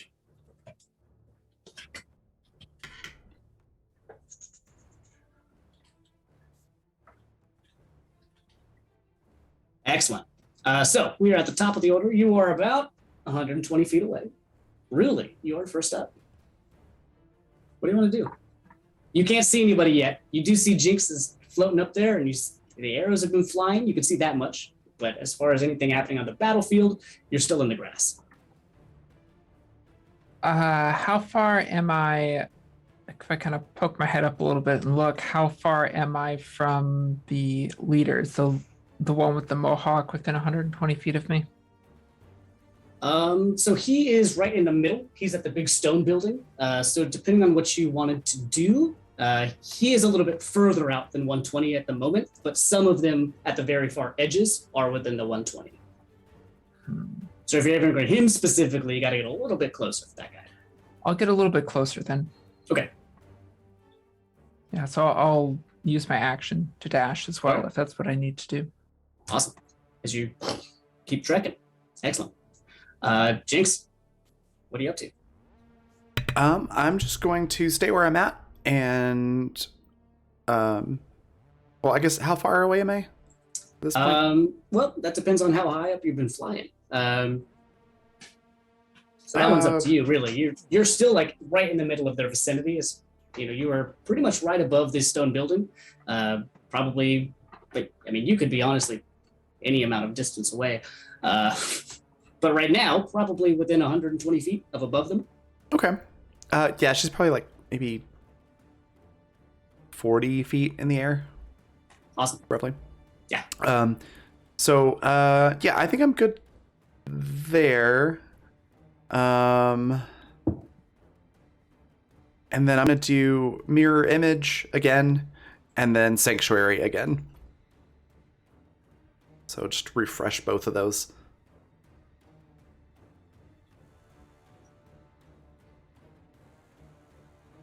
Oh, actually, no, I don't have to do sanctuary again because I didn't attack or cast a spell that affects an enemy creature. Correct. So Sanctuary is still up currently. Sweet. So yeah, just mirror image, and Okay. I don't really have anything else that just uses a bonus action. So yeah, we'll just do that. Awesome. As a few more of you, boop, boop, boop. Yeah, that's 3. Float up into the air. Dram, what are you up to? You're still about 120 feet into the grass, but you do have a new weapon. I do.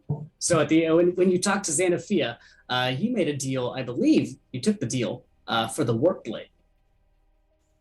That was me. I got the work darn. blade. I was I got the Oh, work never- blade. I I got- got the work never blade mind. and I put gave my notes her wrong. a card. Heck, never mind. You do Sorry. have a moon blade though, if I'm remembering that correctly, which is kind of cool. All right, Dram, what are you up to? I guess I'm just gonna move and double dash 90 feet forward. Nice. As you get through a little bit more through the grass. Again, it's pretty dense. You move a little bit slower than you wanted to, but you move still a pretty good distance. Reverie, what are you up to? How far away am I from the edge of the field? If all of you are moving as one group, you are also about 120 feet out. Okay.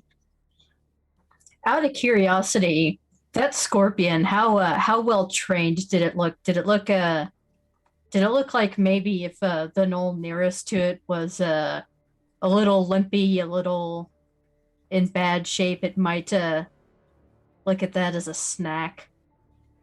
Well, you know it was actively having a training session right now, but as far as the full scope of its ability, you haven't really seen.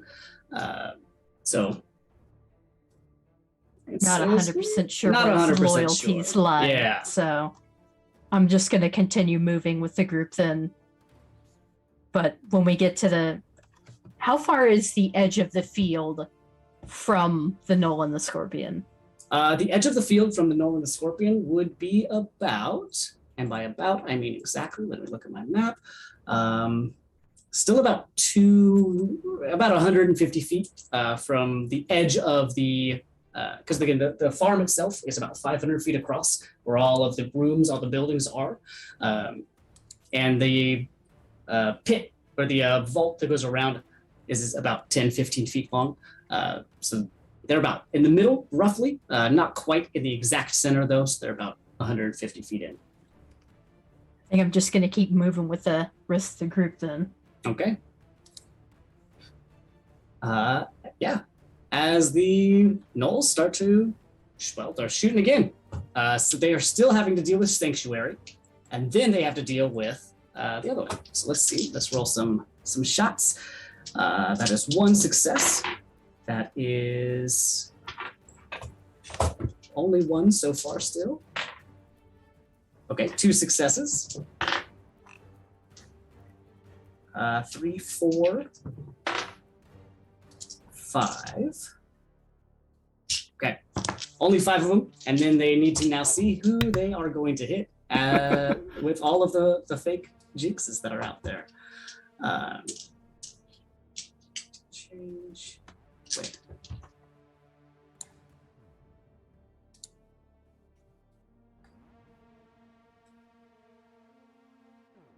Oh, I think we were actually doing this one wrong. I think you roll actually to see which one they hit, not me. Oh, is it? If you have 3 duplicates, you must roll a 6 or higher to change the attack's target to a duplicate. Oh. Yeah. Okay. A duplicate's AC equals 10 plus your dex modifier. So if it hits a duplicate, then we roll the attack. And if it doesn't, so if you roll fewer than a 5 right now, so let's do them one at a time. That first attack. Okay.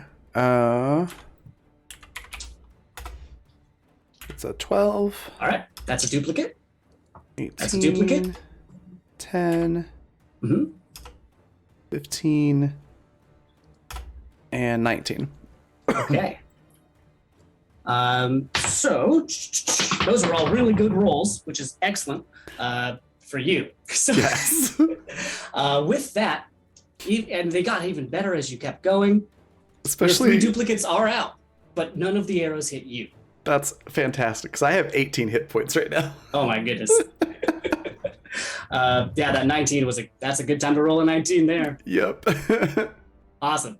Yeah, you're out of duplicates, but you're still floating around. As the rest of you have moved even further, you're now about 30 or so feet out from the edge of the grass, which is about 10 feet from the ravine that's right there. So currently from the middle, you're still about 200 feet from the center of the big building. Let's do, really, what are you up to? So Noel with the mohawk. Is he within 120 feet of me? not quite yet. He is a little bit shy of that currently. So he's a little bit more towards the center. You're still about 30 feet out from the ravine, and he's about 100 feet from the ravine. So you're just a little bit shy. Okay, but I could 200.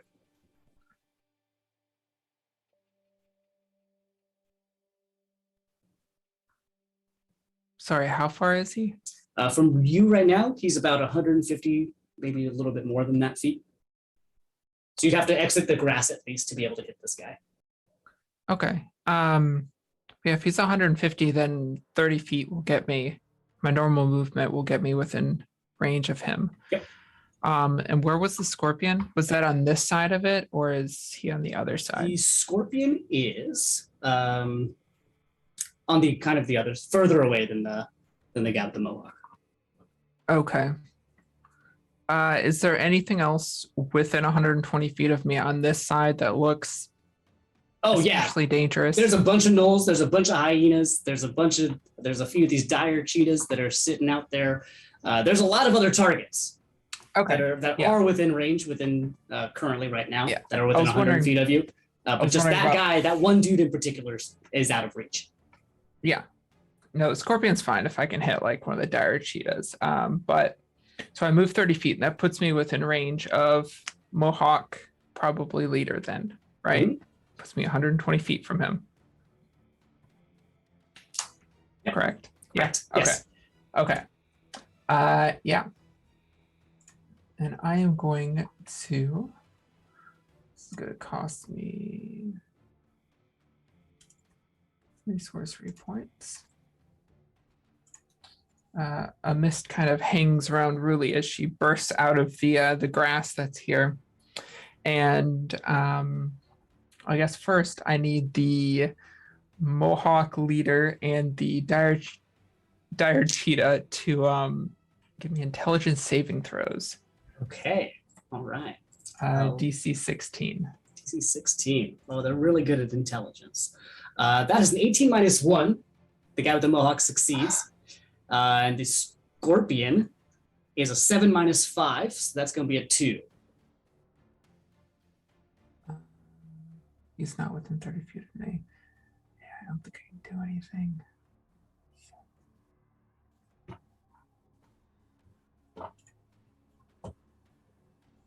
That's unfortunate. What did you say that? The scorpion. Oh, I'm sorry. The cheetah rather is the one that it doesn't really matter. They're both not the smartest thing. The scorpion got a 3 then. I'm sorry. The cheetah got a 3 then. It's something, I guess. Ice kind of crawls over its eyes as I cast Enemies Abound. Okay. Yeah. So it thinks everything is an enemy right now. All right. Awesome. It is now surrounded by enemies. Excellent. That should be interesting. Yeah, that's all I got. That's gonna be fun. Jinx, what are you up to? I'm gonna cast invisibility. Okay. And then move. Use the rest of my turn to move closer. All right. So I'm just down. Yeah, and so I want to be about 10 feet off the ground. Okay. So out of melee range for most things. And then I need to get within. Well, actually, I want to get right up on. Like maybe 2 or 3 of them. So I'm gonna start working towards that. Okay. Yeah, they are kind of all scattered around. There's little clusters of a few of them. And yeah, you are invisible. You can get within 10 feet of 3 of them at least. Yeah. Okay. And then that'll be my turn for now. I'll do the thing next turn. Wonderful. All right. Dram, what are you up to? Okay, so I'm 30 feet away from the ravine. And isn't there a gate, or am I mistaken about that? There are 3 different little bridges that cross the ravine, but there's not gates necessarily over them. Sure. That's... Hmm. I mean, well, yeah, I guess I'm going right across one of those bridges. Okay. Yeah, there is one that is, as you exit out of the grass, right in front of you. It's off to the side a little bit, but it's not terribly far away. As you can make it right at the edge of the bridge if you're heading over. And so 30 feet to the bridge, and I guess I'll move 30 across the bridge Okay. with a dash.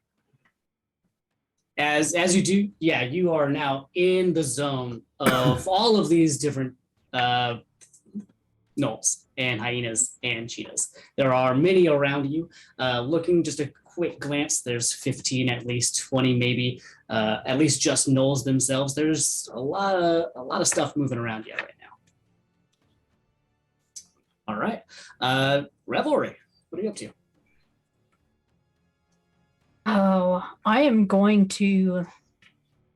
Reverie is going to follow with Dram, but rather than a dash, he's going to keep a little further behind and disengage. Okay. Cool. Sorry, I know I've walked to the belly of the beast. Can I have dash as bonus action and then use my action to dodge? Yes, you can. So you're gonna hold that as a reaction to do that. Perfect.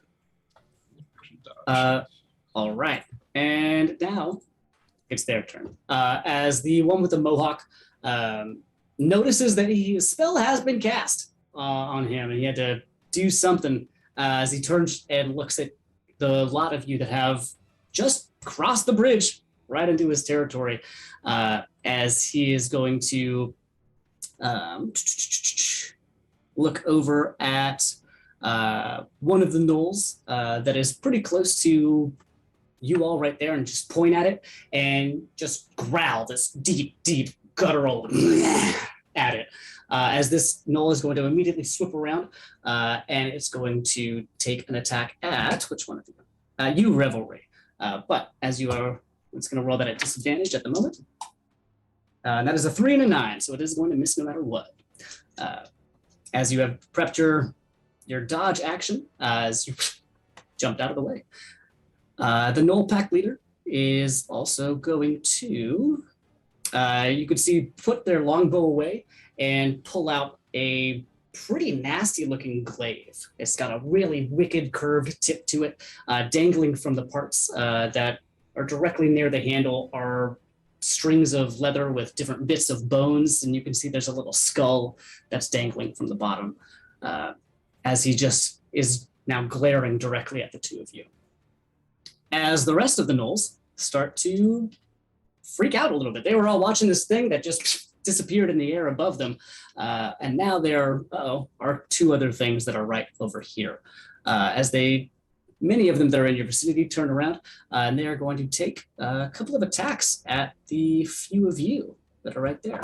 The first one is going to miss for sure.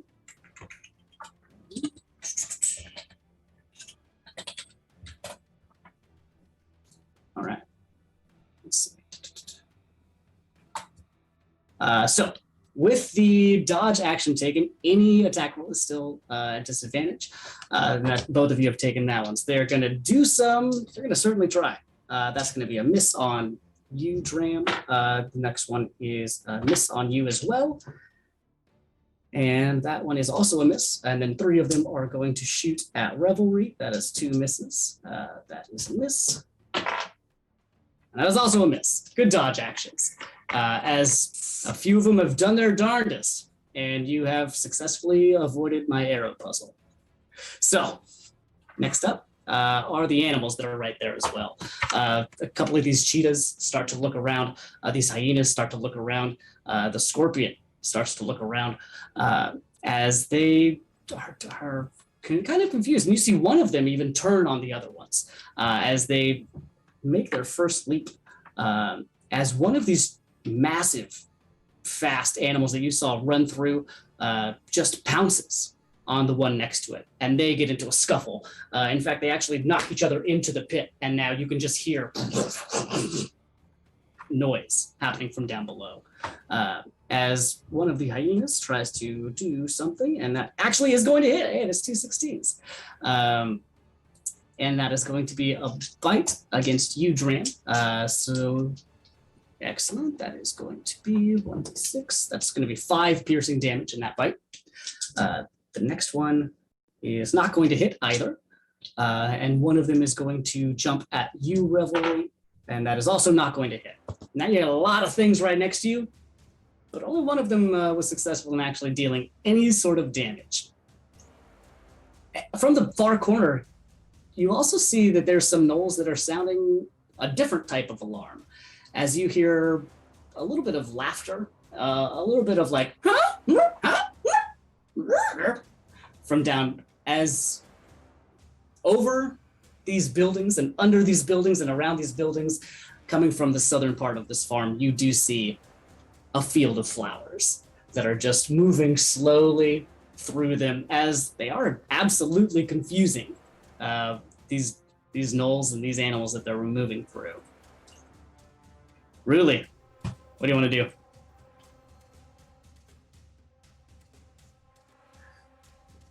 So I am currently 120 feet from the Mohawk leader, correct? Yes, currently. You're on the other side of the pit, but you are still within that zone of that guy in the middle. How far is he from the ravine? Like if I were to get up by the ravine? From the ravine, he's a little bit closer, but you are still on the other side. There's about a 10-foot gap, so he'd be about 110 feet then. You'd have to, if you wanted to get a lot closer, you have to get the other side or something. Okay. I'll take a chance. Okay. I'm going to stay where I am. All right. Yeah. Enemies Abound did not quite hit how I wanted it to, so I am dropping it on the cheetah, going to twin it again, trying to hit the leader and the cheetah. Okay. I'll pick a different cheetah, though, just to create more chaos. All right.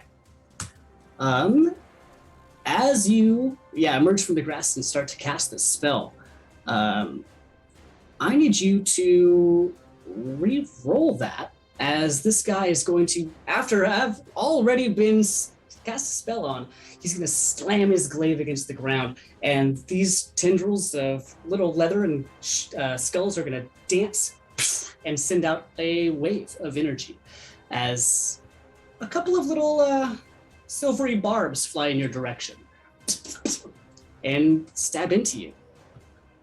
Go ahead and re-roll that. I don't roll for Enemies Abound. It's a saving throw.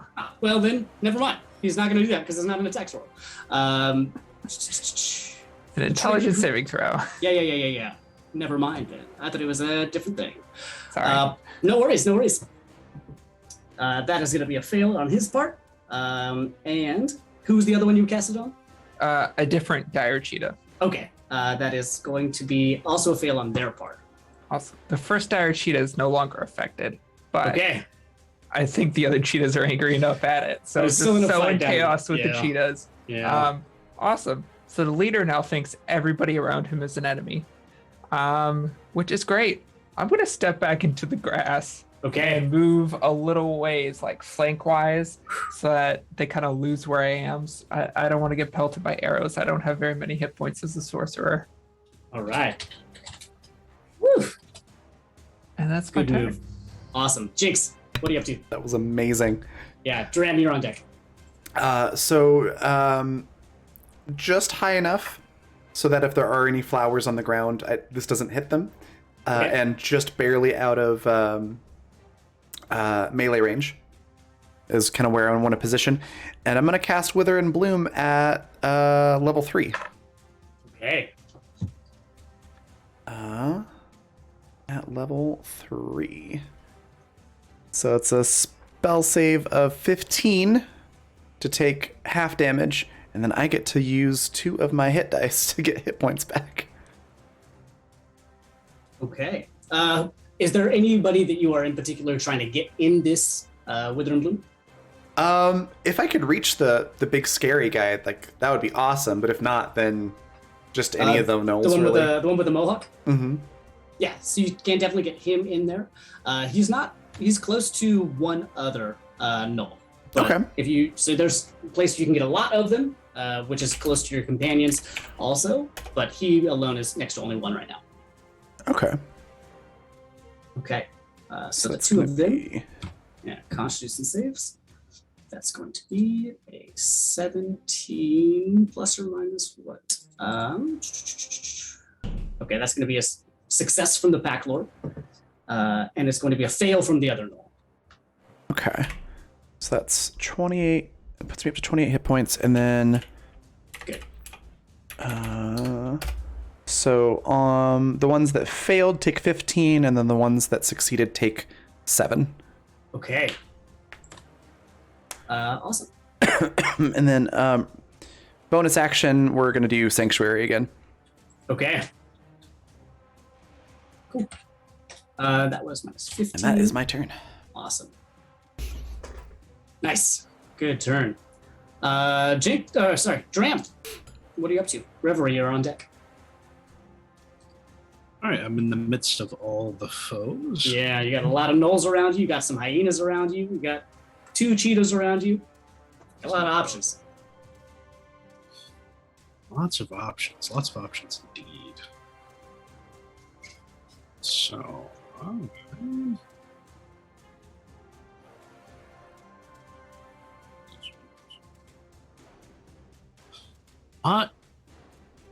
you know what? I'm gonna. So they all gathered around. Can I see that the leader's been whammied?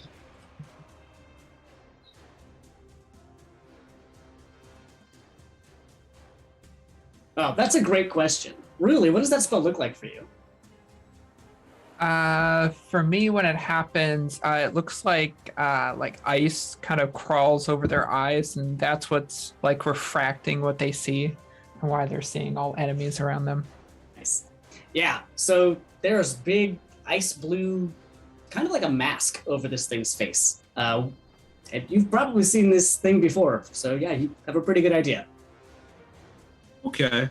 So in that case, Dram looked like he was about to attack, sees that, and then just sort of takes a defensive position again, and I'm gonna take the dodge action again and hold position. Okay. Awesome. Revelry, what are you up to?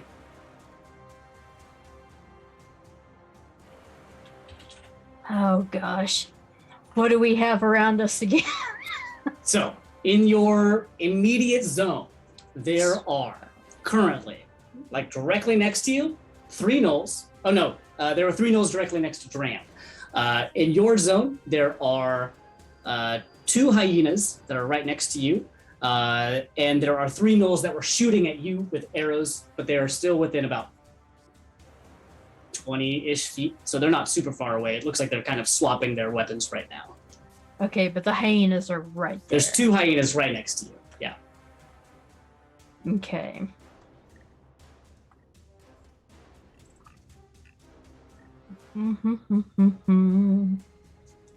And the tall grass is how far away?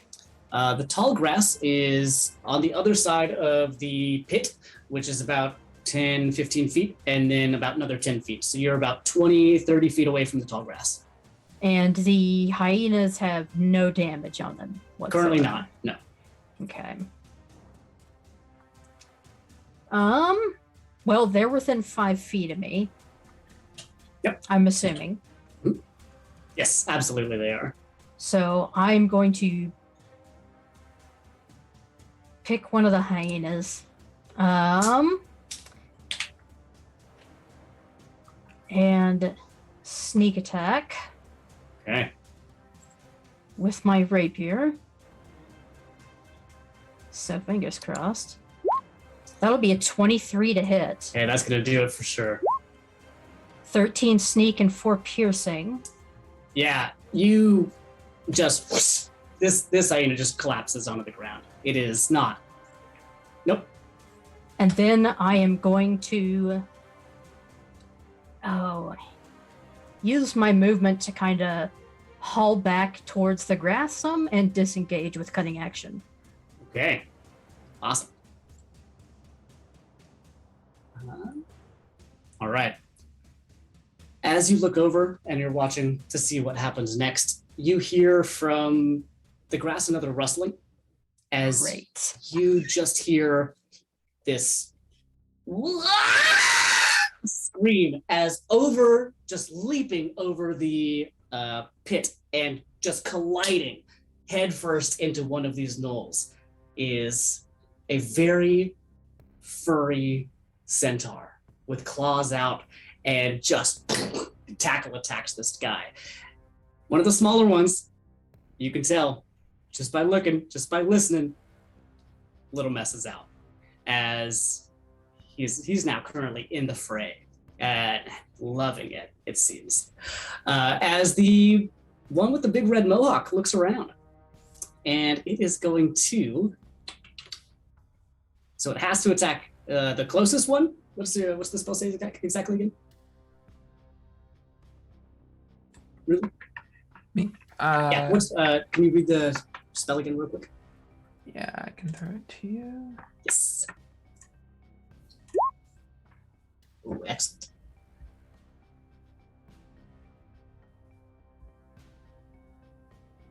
All right. Choose a target at random. So there's one knoll that's right next to it. There is, well, that's going to be it. Honestly, there's no really other options right there. And it's going to turn around with its glaive and just make a melee attack straight at the other knoll that's right next to it. That's a nat 20. Are you kidding me? All right, cool. All right, cool. This spell pays dividends. Yeah. Oh my lordy lord. That's going to be a nasty hit, actually, as this guy just whips around and all the way up the side of this knoll that's right next to it, unaware completely. Bummer. Sorry, dude. And that's going to be it for the pack leader. The rest of them are going to attack their closest person. 3 of them are right next to you, Dram, and they are going to attack you with their swords. But you have taken the disengage action, so they are going to roll all of those at actually just no. They're the nulls. They're going to roll all those at disadvantage. That's going to be a miss. That's going to be a miss. And that's going to be a hit, I believe. 16 is going to hit you, yeah. They roll a 16 and a 19. And that's going to hit you with their sword. That's going to be 5 slashing damage against you for that one hit. The 3 that have started to put away their bows that were heading at you, Revelry, are going to continue to walk up. As you have now slain one of their hyenas, and they are going to take out their pretty gnarled, curled weapon. And as you could tell, all of these gnolls have different style of things. They are not symmetrical at all. They look like they're just hodgepodge, whatever stuff they can find, as they are also going to try to attack you. And you have also taken the dodge action, is that? Yeah? Disengage, yeah. The disengage action, okay. So that was just to avoid the, awesome. In that case, let me re-roll that. That's going to be a 19, so that's going to be a success on that. A 15 plus, oh, your AC is 14, okay. That is going to be 3 hits, with all 3 of those are going to be successful. And that is going to be, oh my good lord, collectively 1 6 slashing damage, 1 6 slashing damage, and 1 4 slashing damage. And I would like to use Uncanny Dodge. Wonderful. On which attack? One of the 6s, obviously. Yeah, so that'd be okay. 3, 6, and 4. 3, 6, and 4. Perfect. So that's 13 damage, I Excellent. believe. Yeah. Uh, Not pleasant. yeah, not great. Jinx, you have cast a spell and are no longer invisible. And 2 of them are going to try and shoot at you as well. Do you still have Sanctuary up? I do. I believe so, yeah. So they are going to both fail on that. Nice. Excellent. Next up, one of the gnolls that is currently attacking you, Revelry, you notice just get boonk, right in the head with an arrow as it just collapses on the ground. As you look over, as a hollow has also made his way out of the grass, bow at the ready, just taking aim at everybody. As he looses another arrow, and that's also going to hit the one next to you as well. And not as bad as the first shot, or as good as the first shot, depending on where you're looking at, but it's still going to make a hit. So he's hit 2 of those guys right next to you. As you see, the other centaur, Nataru, has now jumped into the fray as well, leaped over the pit, pulled out their curved sword, which is now currently glowing a bright, vibrant blue, and it looks like it's crackling with electricity as they are going to... Awesome. Just completely take out one of the dire hyenas that's sitting right there. And now it's the dire cheetahs, rather. You can still hear some scuffling happening down in the pit, as the other one that has now failed is going to take its first attack. And that is going to hit the one next to it. So there's 2 more of them that are in a fight. And the hyenas are going to take their turn as well. One of them that's right next to you, Revelry, is going to take its attack. And that is going to be... 13. That's not going to make it. So it snaps barely at you as you pull out of the way. As you can see, these flowers are still taking over as much zone as they possibly can right now. They're having a blast. And it goes back up at the top of the order. Ruli, what do you want to do? Yeah, poking my head out from the wheat. I'm going to pick a point where the gnolls are most heavily concentrated. I know they're all pushing forward. I don't know how clumped up they are, but I would like to pick a point wherever it looks like they're the most congested, where I would not also hit my party members. And how big of a radius do you have for? 20-foot radius, so 40 feet across total. Okay. All right. She's going to flick an ice ball across that spins and gets to the center of it and explodes outwards into a blizzard.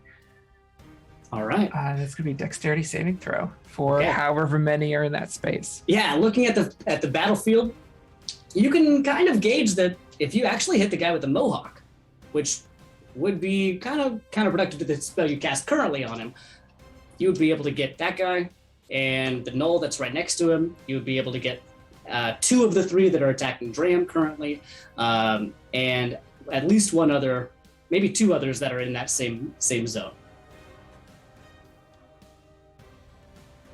Okay. Yeah. He'll just, because Mohawk guy will just have to make another intelligence saving throw after this. So that's okay. Okay. I'll take my chance. Perfect. So the 5 of them are going to have to make dex saves as you cast your ice ball at them. That is nope. One of them is successful. Nope. What number do they have to beat? DC 16. DC 16. Okay. All right, and the leader. All right. 3 of them have failed. 1 of the gnolls has succeeded, and the pack leader has also succeeded. Okay, so that's 29 points of cold damage. The ones that failed, half that to the ones that succeeded, and then that'll be a intelligence saving throw for the leader. Okay. And then the intelligence save. Natural 1. That's not going to make it. Awesome. So even the ones that failed, you blast them off with this ice shard that just explodes everywhere. And the ones that even look like they might have been able to escape are still kind of frozen in place at the moment. It looks like that was a hefty amount of damage, and even the ones that failed, no. But even the ones that succeeded, that was still enough to get all 4 of those gnolls. So Awesome. I will duck back into the wheat. awesome. Jinx, what do you want to do? Dram, you're on deck.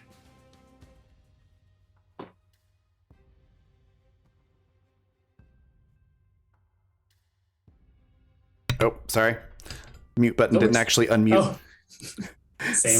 So the Mohawk guy is still fine, right? Like he's not frozen. It was the other ones that got hit. He is still up. Okay. He did take a hefty amount of damage right then, but he did succeed on that. So, yeah, he got Okay. hit, but he's still up. Yep, We're He is gonna. still under my spell. and he is still That- under the spell. He if did that fail that helps. save. Yes. Oh, right. So he's not gonna attack me if I'm right in front of him, is he?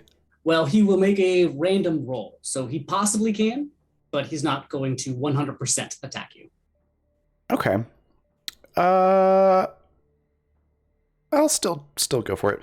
So we're gonna do Wither and Bloom at spell slot or spell level 3.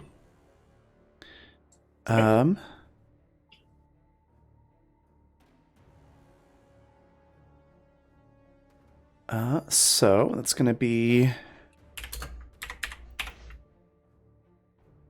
on a success he'll take 5, on a fail he'll take 10. And that is going to be what? Constitution? Okay. Yes, and then I'll get 11 hit points back. That's going to be an 8. That is the failure. Sweet, so he'll take 10 damage. That puts me back up at full health. Nice. And then I'm gonna move closer, like about face height, and boop his nose and go, bet you can't hit me. Okay. Well, you did just take damage. Really, what is the DC of your spell again? 16 Okay. intelligence. Uh-huh. Okay. Awesome. And yeah, I'm essentially taunting him because I want him to hit me. Okay. Perfect. You're right in front of his face. Dram, what are you up to? First, Dram turns back to Ruli and throws a big thumbs up, says, I had complete faith. Then turns right back around and grabs his chest. Can't believe that worked out. And then looks at the battlefield. Are there still... Those have been froze. There is one gnoll that did not get hit by that that's still right next to you, but the other 2 are donezo. Yeah. Okay, what Noel? Dram just looks at him. Bad break, and just goes to stab with the the rapier. Awesome. Roll it. 17 17's gonna hit. Yep. damage. 9. Okay. Awesome. Good stab. Got anything else? I don't want to move anywhere. So yeah, I'm just sticking around. All right. Revelry. What do you want to do? It's the knoll that Dram just took a stab at, the only thing nearby that's still standing. There are still. There's one gnoll next to you. That's in your vicinity. It has been shot by an arrow by a hollow. And you still have at least one hyena that's in your direct vicinity right here. You took out one with ease. They are not. They're yeah. You got that one easy. Okay, so the hyena's closest. They're both within the 5 feet though. So Okay, but the gnolls seem to do more damage. It's looking like. Okay. The gnoll that got shot. How close is it to me? it's within 5 feet also. Oh, great. It's that's within good. melee range 5 of you. feet. Yeah, for sure. All right, yeah. Well, he's getting a sneak attack with a rapier, so I've already got the blade out. Revery's gonna go ahead and slam that forward, and let's Perfect. see. Oh, are you kidding? 11? It's not gonna make it, unfortunately. Oh no. You do have an advantage. That is I true. am going to use that advantage. All right. Now watch me get a nat 1. For real. No! 3 11s in a row. Are you kidding me? Oh no. Oh. In that case, I am going to duck back into the wheat and disengage. So you are still on the other side of the ravine of the wheat. Oh, currently. okay. Yeah, so you're about 30 feet from the wheat. I am You going have to. these huts around you, which you could dive behind one of those if you want to. That is what I'm going to do. I'm going to dive behind a hut and disengage. Okay, disengage and dive. Love it. You see just around the corner on the other side of this one of these buildings, this knoll on the ground is just doesn't know what to do, as Little Mess is just making a little mess over there. It's just completely incapacitating that one dude. He's baffled. Ripley gives Little Mess a proud smile and a thumbs up. Little Mess does not see it because he's so focused on fucking this guy up right now. He's Is looking. this where he's his name down. come from? That's amazing. Yeah. You could the parts of him that you can see look absolutely feral. Like even part of you like, oh, I don't know about that guy. Like, That's a little scary, but still proud. You do you. He'll maybe accept it later. He's busy right now. As the one with the red mohawk is still under the spell. He did do bad on his save. And he is going to randomly roll to see who he's going to get. And he will still attack Jinx right in front of his face. Absolutely. As he is going to take a swing at you, Jinx, with his glaive that is in his hand. And he's going to. Yeah. Can I choose to let it hit me? If you. Let's see. This one is. I think if you let it go, I think it's gone. The spell doesn't protect a warded creature in the affected area. Let what go? I think if you let the spell go, like if you let this one, like, I'm not going to be Sanctuary for this attack, then you're not. I think you're just letting go of Sanctuary. Oh, yeah, I didn't recast it last time, so it's already down because Perfect. I damaged things. So yeah, if you're just sitting there taking it, yeah. Yeah, I'm gonna let it hit me. Okay, awesome. He's going to make sure that he's not going to critically hit you. That is a natural 20, actually. There it is right there. Boom. Ouch. All right. So, yep, just he's gonna get you a little bit on that one. as long as it's 34 damage or less. Okay, well, we will see. Oof. All right. That is going to be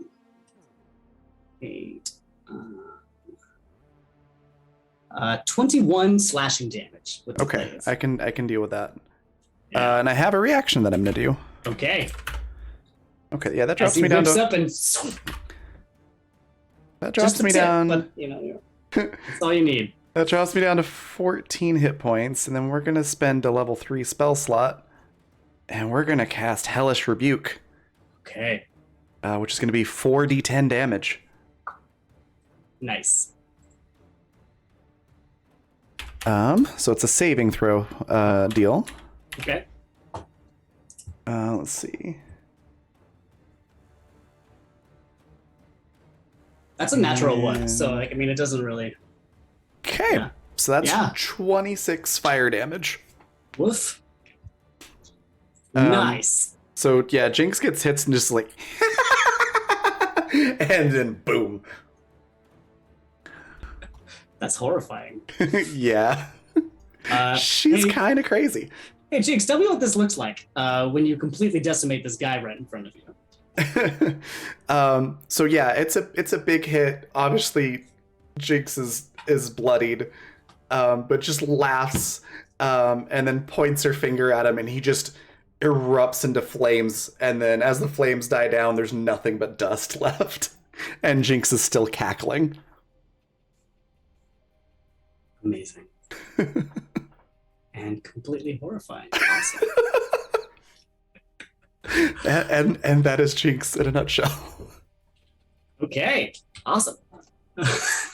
Good turn. Tram, what are you up to?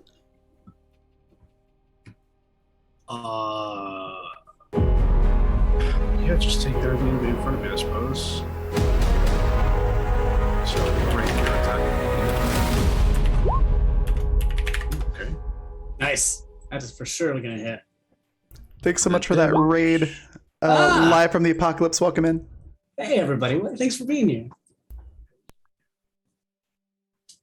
All right, let's see. 10 slashing damage, yeah. That is going to be enough to finish that guy off right next to you as that knoll goes down on the ground.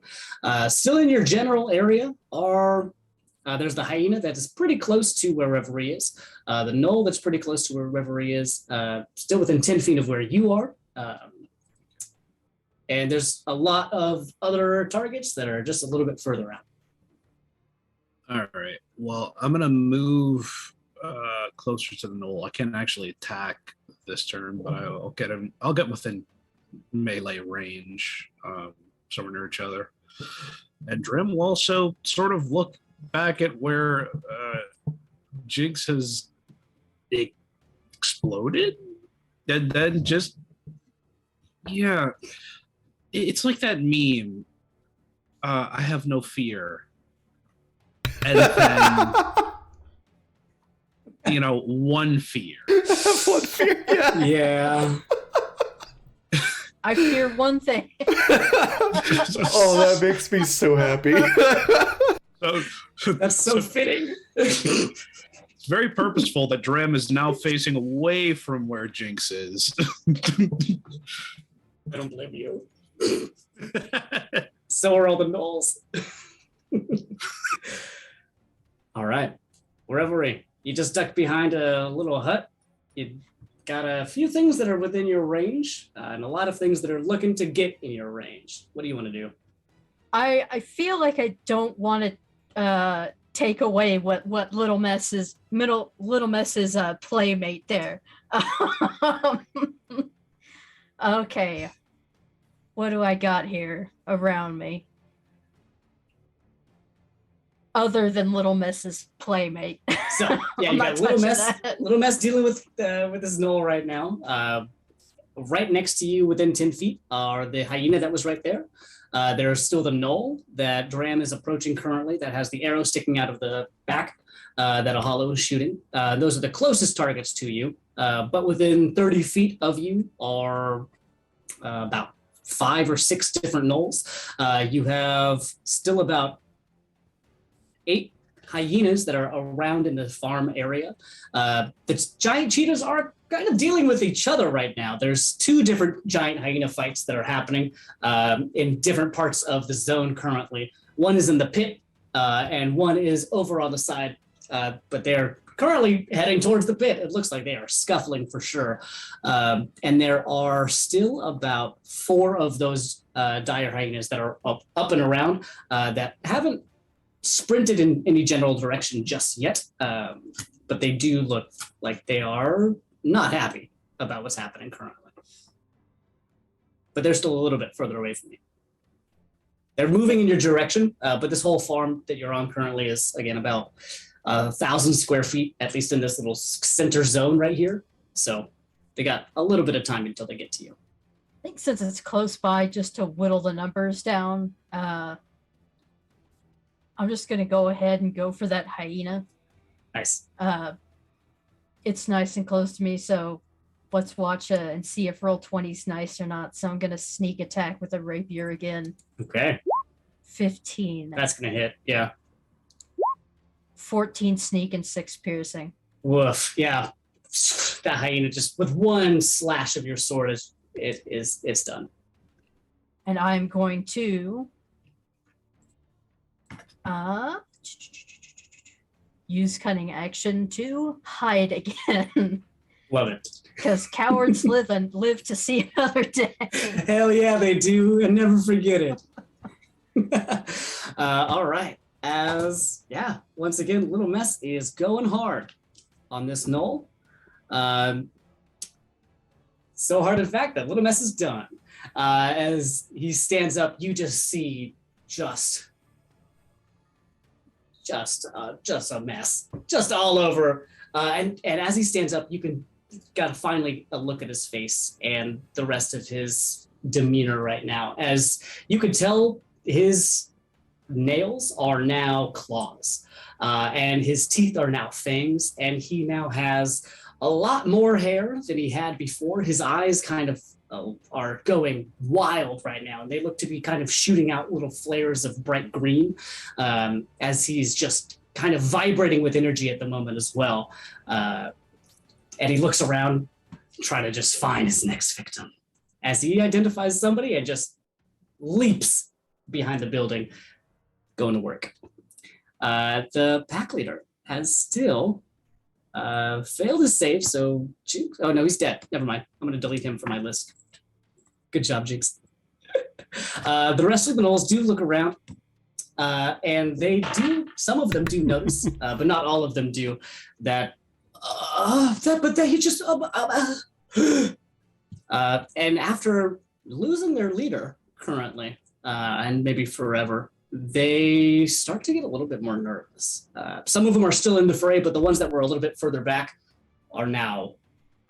They also do have one fear, and it's not something they've ever encountered before in their entire lives. The ones that are close enough are still going to do their attacks. They are currently in a rampage.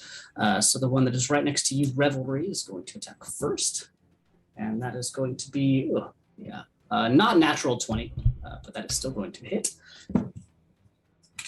As you are going to take 6 slashing damage. And uncanny dodge. Uncanny dodge? 3. Yep. Absolutely. Thank goodness for uncanny dodge. Yes. Oh. The one that was next to Dram is dead. But 2 of the ones that have pulled out their bows, Dram, are going to shoot at you. And that's going to be a 14 is not going to make it. Ooh, and an 11's also not going to make it, as 2 of these arrows jump into the hut that was right next to you.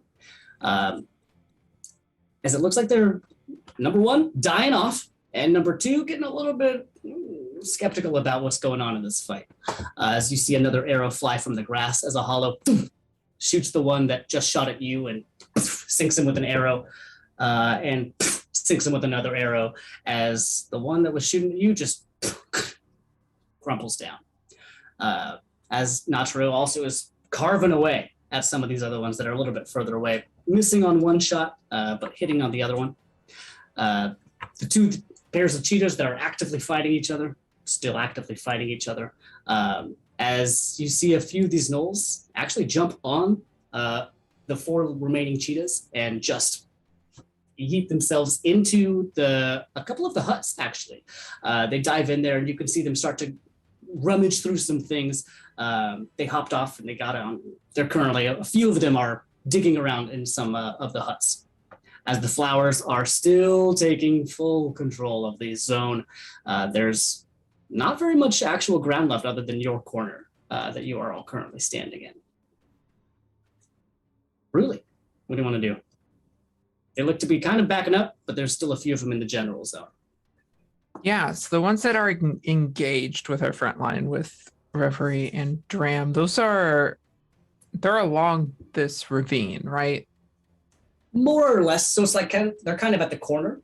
So they're within this top little zone. So they're within, depending on which ravine you're looking at, still within about 15, 20 feet of this corner itself, but they're kind of more technically centered right here. Are any of them within 10 feet of the ravine? Yes. At Okay. least a few of them. How deep is this ravine? You haven't really looked, but it's about 20 feet deep. Awesome. Yeah, so I'm going to run forward out of the wheat and pulling water out of my seal skin. I'm going to twin cast Water Whip out at 2 of them that are within 10 feet of the ravine. Excellent.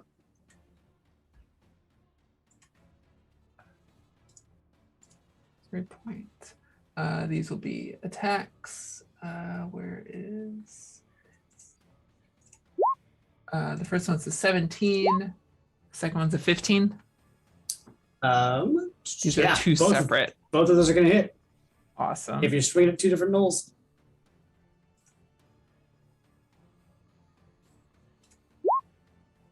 Okay, so the first one is 2 bludgeoning and 5 cold. Okay. The second one is 4 bludgeoning and wait, that's not rolling enough d6s. Sorry.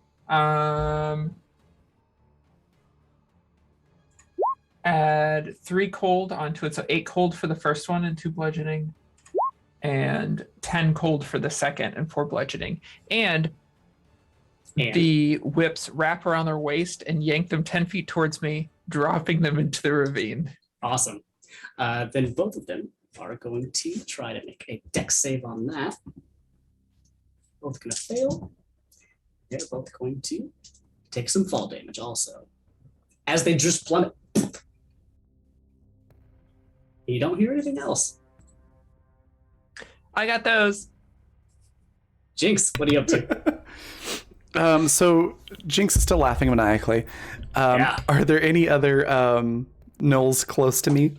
Well, close to you in which sense? Able to be targeted by your 600-foot Eldritch Blast? Yes. Within 30 feet of you? Okay, Also, yes. that's a fair point. Close enough for me to use Wither and Bloom again. That is a range of 30. Let's see. So it's a range of 60, but I need to be like within 10 feet of them. So that I can get the healing from it.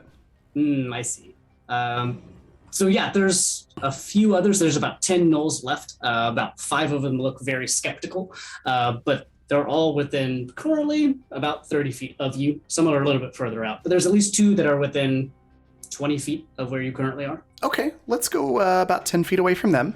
Okay. And we'll cast that at level 3. All right. At level 3, and boom. So we're gonna get back 9, 10, 11, 13 hit points back to me, which is fantastic. They both did succeed on their saving throws. Okay. So it's 3d6, 12, so they'll take 6 damage. Okay, awesome. And then we're gonna do Sanctuary again. Awesome. Sweet, and that's my turn. Yeah, she's still laughing. Excellent. I am delighted that Jinx is probably going to haunt the nightmares of our enemies and potentially some of our party. Yeah. Once you make the fiendish gnolls scared of you, like, congratulations. Dram, what are you up to? Too much fun. You said some of these gnolls went to a hut? Yeah. Or just different huts? Yeah, so 4 of them are actively, like, they've jumped on their hyenas a little bit and moved a little bit faster than they would have normally, jumped off, and are now currently rummaging through some of these huts. Yes. So a few of them are looking skeptical, a few of them are looking busy, trying to gather things, and a few of them are still looking aggressive. I'm gonna Fewer and fewer, though. So fewer and fewer. I'm gonna walk. Well, I'm gonna try to get to one of the huts and see what they might be looking for in there. okay, go ahead and make a perception check as you peek in.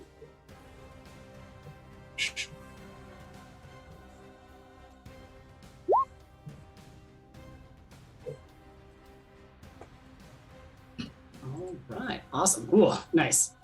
Yeah, you could see that at least the closest one that you peeked into, which is about 10 or so feet away, but you moved through, looking at, it looks like they are filling a couple of different big sacks with a lot of different things. You can see that there's a lot of food that they're packing away, but there's also items, there's also stuff. Again, it looks like they're throwing in a bunch of like armor and some weapons that are hodgepodgey. It looks like you see a couple of axes get thrown in there. You see some plants. You see some gems that they toss in there. But they're kind of grabbing as much stuff as they can because it seems like they're trying to book it. Okay. That's fine. There are just some that look unsure, undecided if they're going to stick around. Yeah, the ones that are actively in the fight, which are arguably only about 3 gnolls left, are still looking aggressive. But there are about 4 of them that are gathering things, and about another 3 or 4 of them that are just kind of standing in the back, like, this is a lot. Whatever. There are flowers at my feet. There's that guy that's going crazy over there. My boss exploded just now. What's going on? We're just doing our day. So they're having that thought, as far as you can see. Was that perception check by action? No, that was just a quick little glance. If you want to do something else, that's fine. I'm not very well. Intimidation. All right, I guess I'll look at the 3 that are still aggressive, and just say, just leave. All right, roll an intimidation check for me. At proficiency, 21. As the 3 of them just look at you deadpan as you tell them this, you can see that they look back at you, look up at Jinx, look around, look over at Little Mess, who is now actively tearing into somebody else, and they just they drop their stuff and they bolt. As whoever is left, the hyenas start to scatter. There's nobody really taking charge of them anymore. As you look around, you're like, where'd that scorpion go? And as soon as it wasn't in training mode, it curled up and it went down into the pit. Because no, you're absolutely right. It was not ready for anything like that. As the ones that were ready, they jump on their hyenas. If you're letting them go, they're skedaddling at the moment. Unless there's anything else you want to do. Just got to evacuate. Okay. Jinx. There is. Yeah. Jinx will do one last thing, just call out to them and be like, the flames will come back for you if you return. And then more laughing.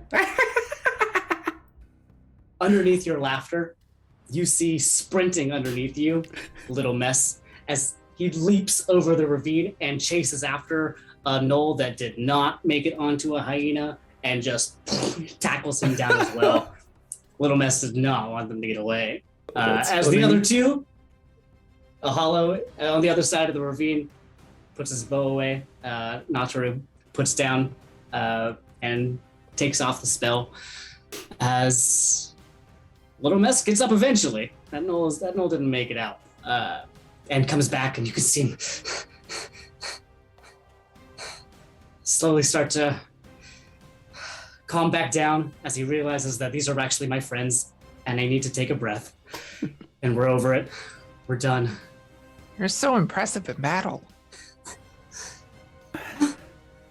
Oh, what? Thanks. It's fun. But I need to know when to not sometimes. That's a good thing to learn, but I could never do what you were doing. It's very impressive. Thanks. It's fun though, too. That was cool. As you see Tess also just calmly walk back over the bridge and come up to the lot of you. As she says, thank you. Awesome. It's a good fight. And we did it. We scared him off. We did it. That's all of the farms, right? We're done. You got all 3 of them. Now, we'll see what ends up happening back at the other one, but for now, I think we're good. Who knows where they're going, but hopefully far away from here. Reverie specifically looks at Jinx and grins and gives a little nod and goes, nice. Jinx is just like panting and still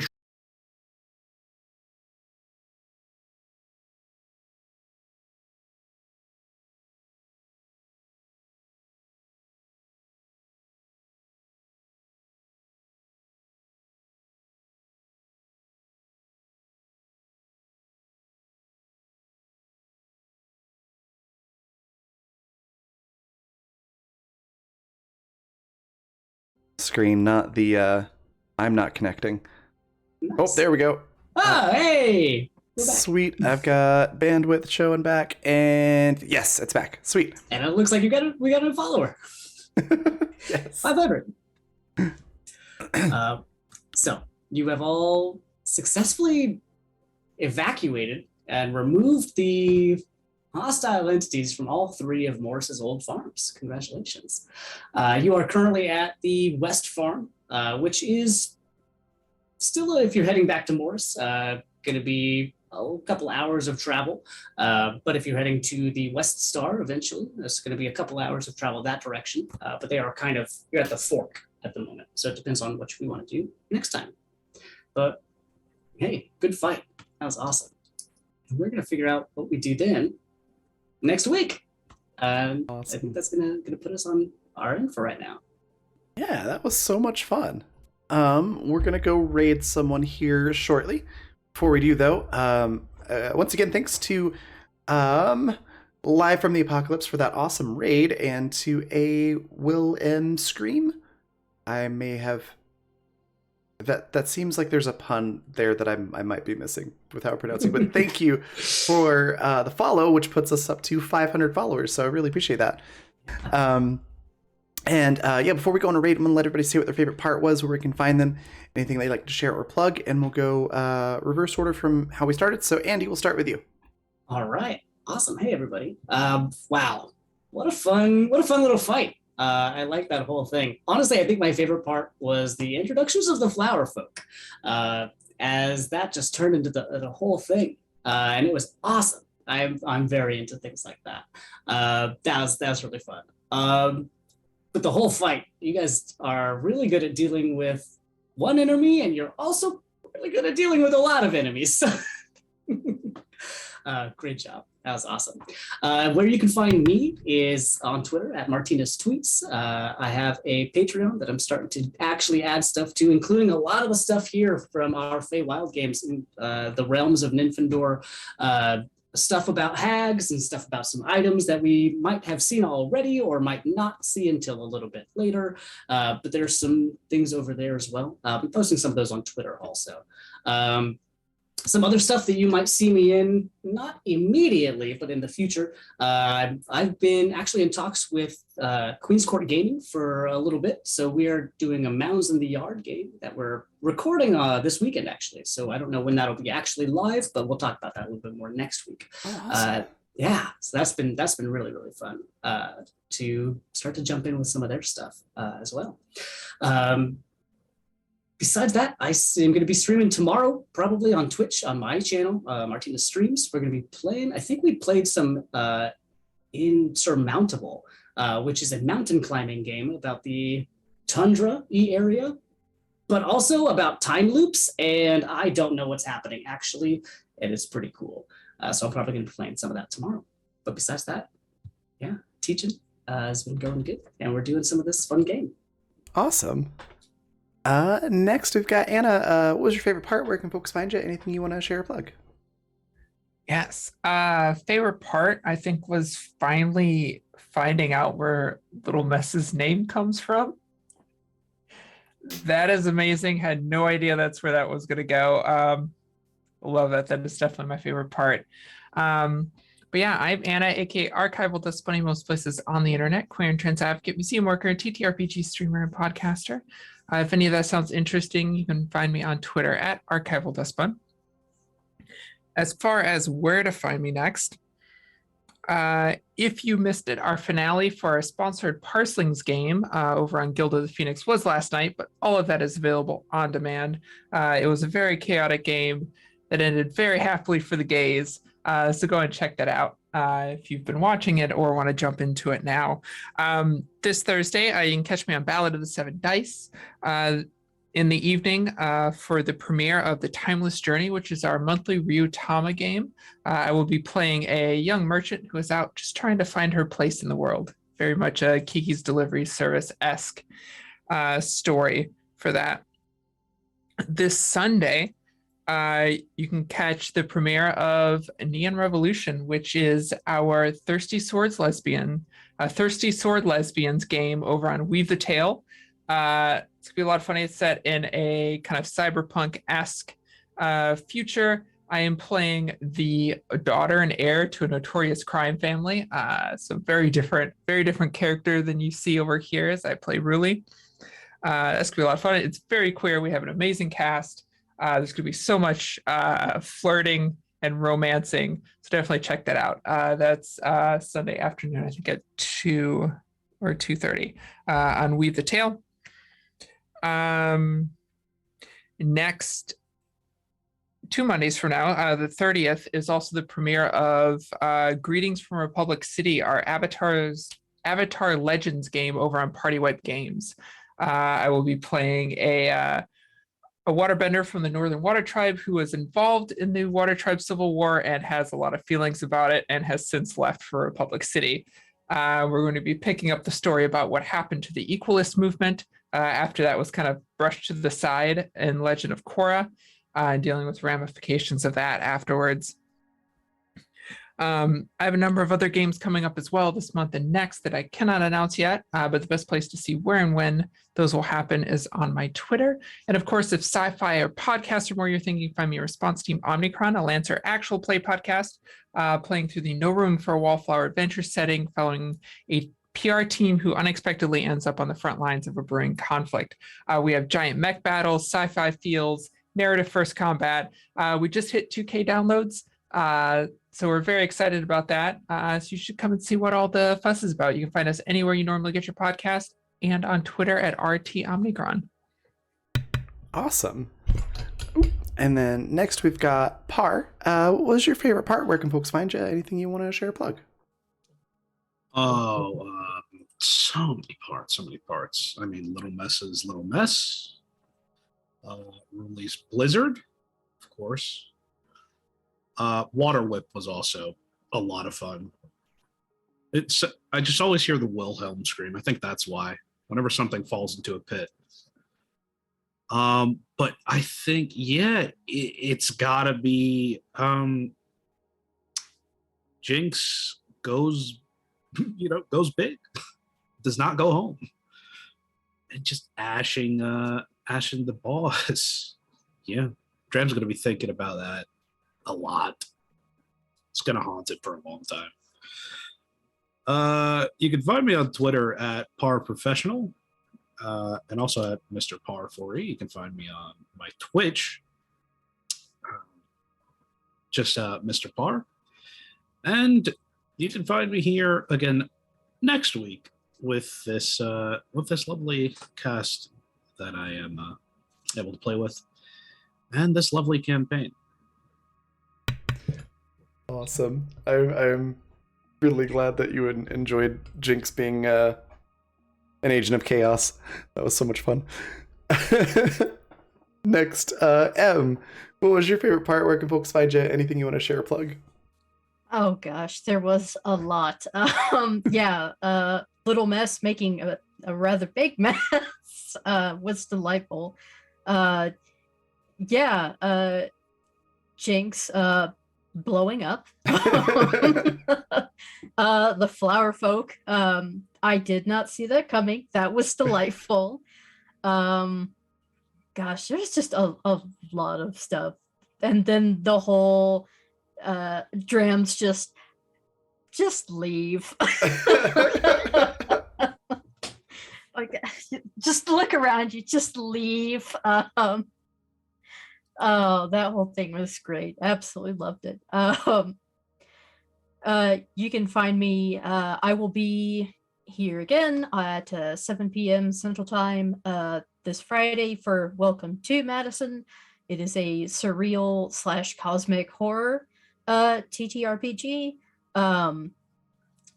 We have a new player, new character who has joined us. I play a NASA JPL scientist.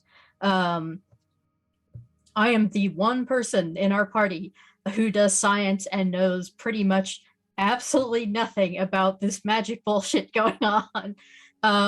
And we are stuck in a town in a pocket dimension in a confluence of ley lines where there is currently a demon turf war going on, and we are trying to solve and prevent a future murder that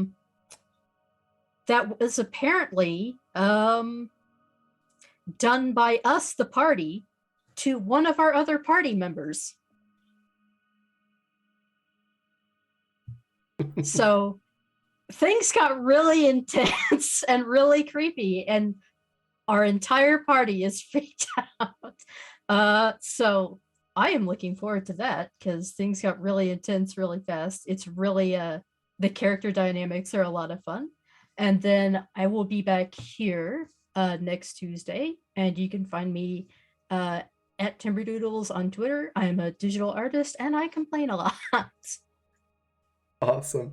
Yeah, Welcome to Madison's a lot of fun to watch. I definitely recommend coming back and watching that on Friday. I got to play it in season 1, and it's amazing. Definitely go check that out. That just leaves me. So my favorite part, definitely the fact that my failed perception roll through a series of events led to sentient flowers marching on the knolls. I love it when failed rolls just turn into things like that. It's so much fun. I enjoyed getting to do chaos mode Jinx as well. That was fun, and seeing everyone's reactions, especially the no fear, one fear. It was great. But yeah, everybody did an awesome job. Anna with the was it Surrounded by Enemies? Is that the name of the spell? Enemies Abound. Oh, yeah. Enemies Abound. Yeah, just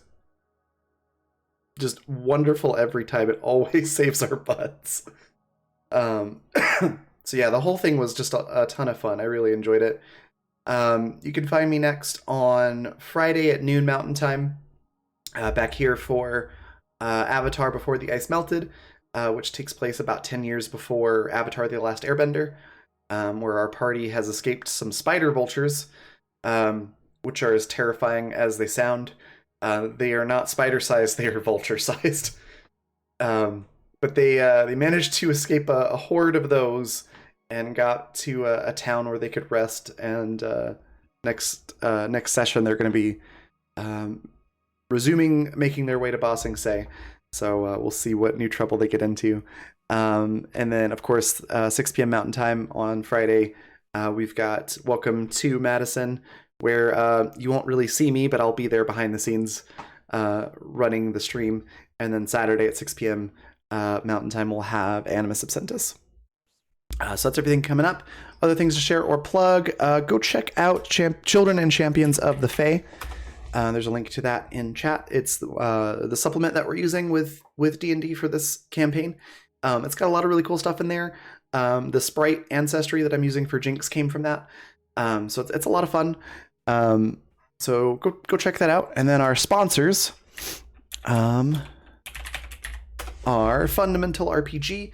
It's the system that Welcome to Madison and Animus are running on. It looks like this. You can pick up your own copy on Amazon if you want the physical book, or if you prefer digital copies, or if you just want to try the free quick play guide, you can grab those at coffee.com/Raven, which is spelled at the bottom of the screen there. And then our other sponsor is Die Hard Dice. You can check them out at dieharddice.com. If you use the code FUNRPG, all one word in all caps, normally it's 10% off, but for this month you can get 15% off of your order. And then I highly recommend checking out the Magnetic Pop-Up Dice Tower. They sent me one recently, and I'm not usually one to use dice towers a lot, but I really enjoy this one. It's easy to break down because it's all magnets, so it just goes together really quick. And you can see mine right here. It fits in the magnetic dice tray that they have as well. So it just fits right in there. And yeah, it rolls really well. You just drop it in the top and it pops out and it randomizes it quite well. So go check that out. There's a link straight to that particular product there in chat. And that's it for sponsors. So we're going to go on a raid. What's the inside of that look like? Can you open it up? And yeah, I'm really curious actually about what that looks like on the inside. It's pretty cool. So I don't know if you can see on here. It's a little hard to tell on the camera, but it's got like these little shelves inside.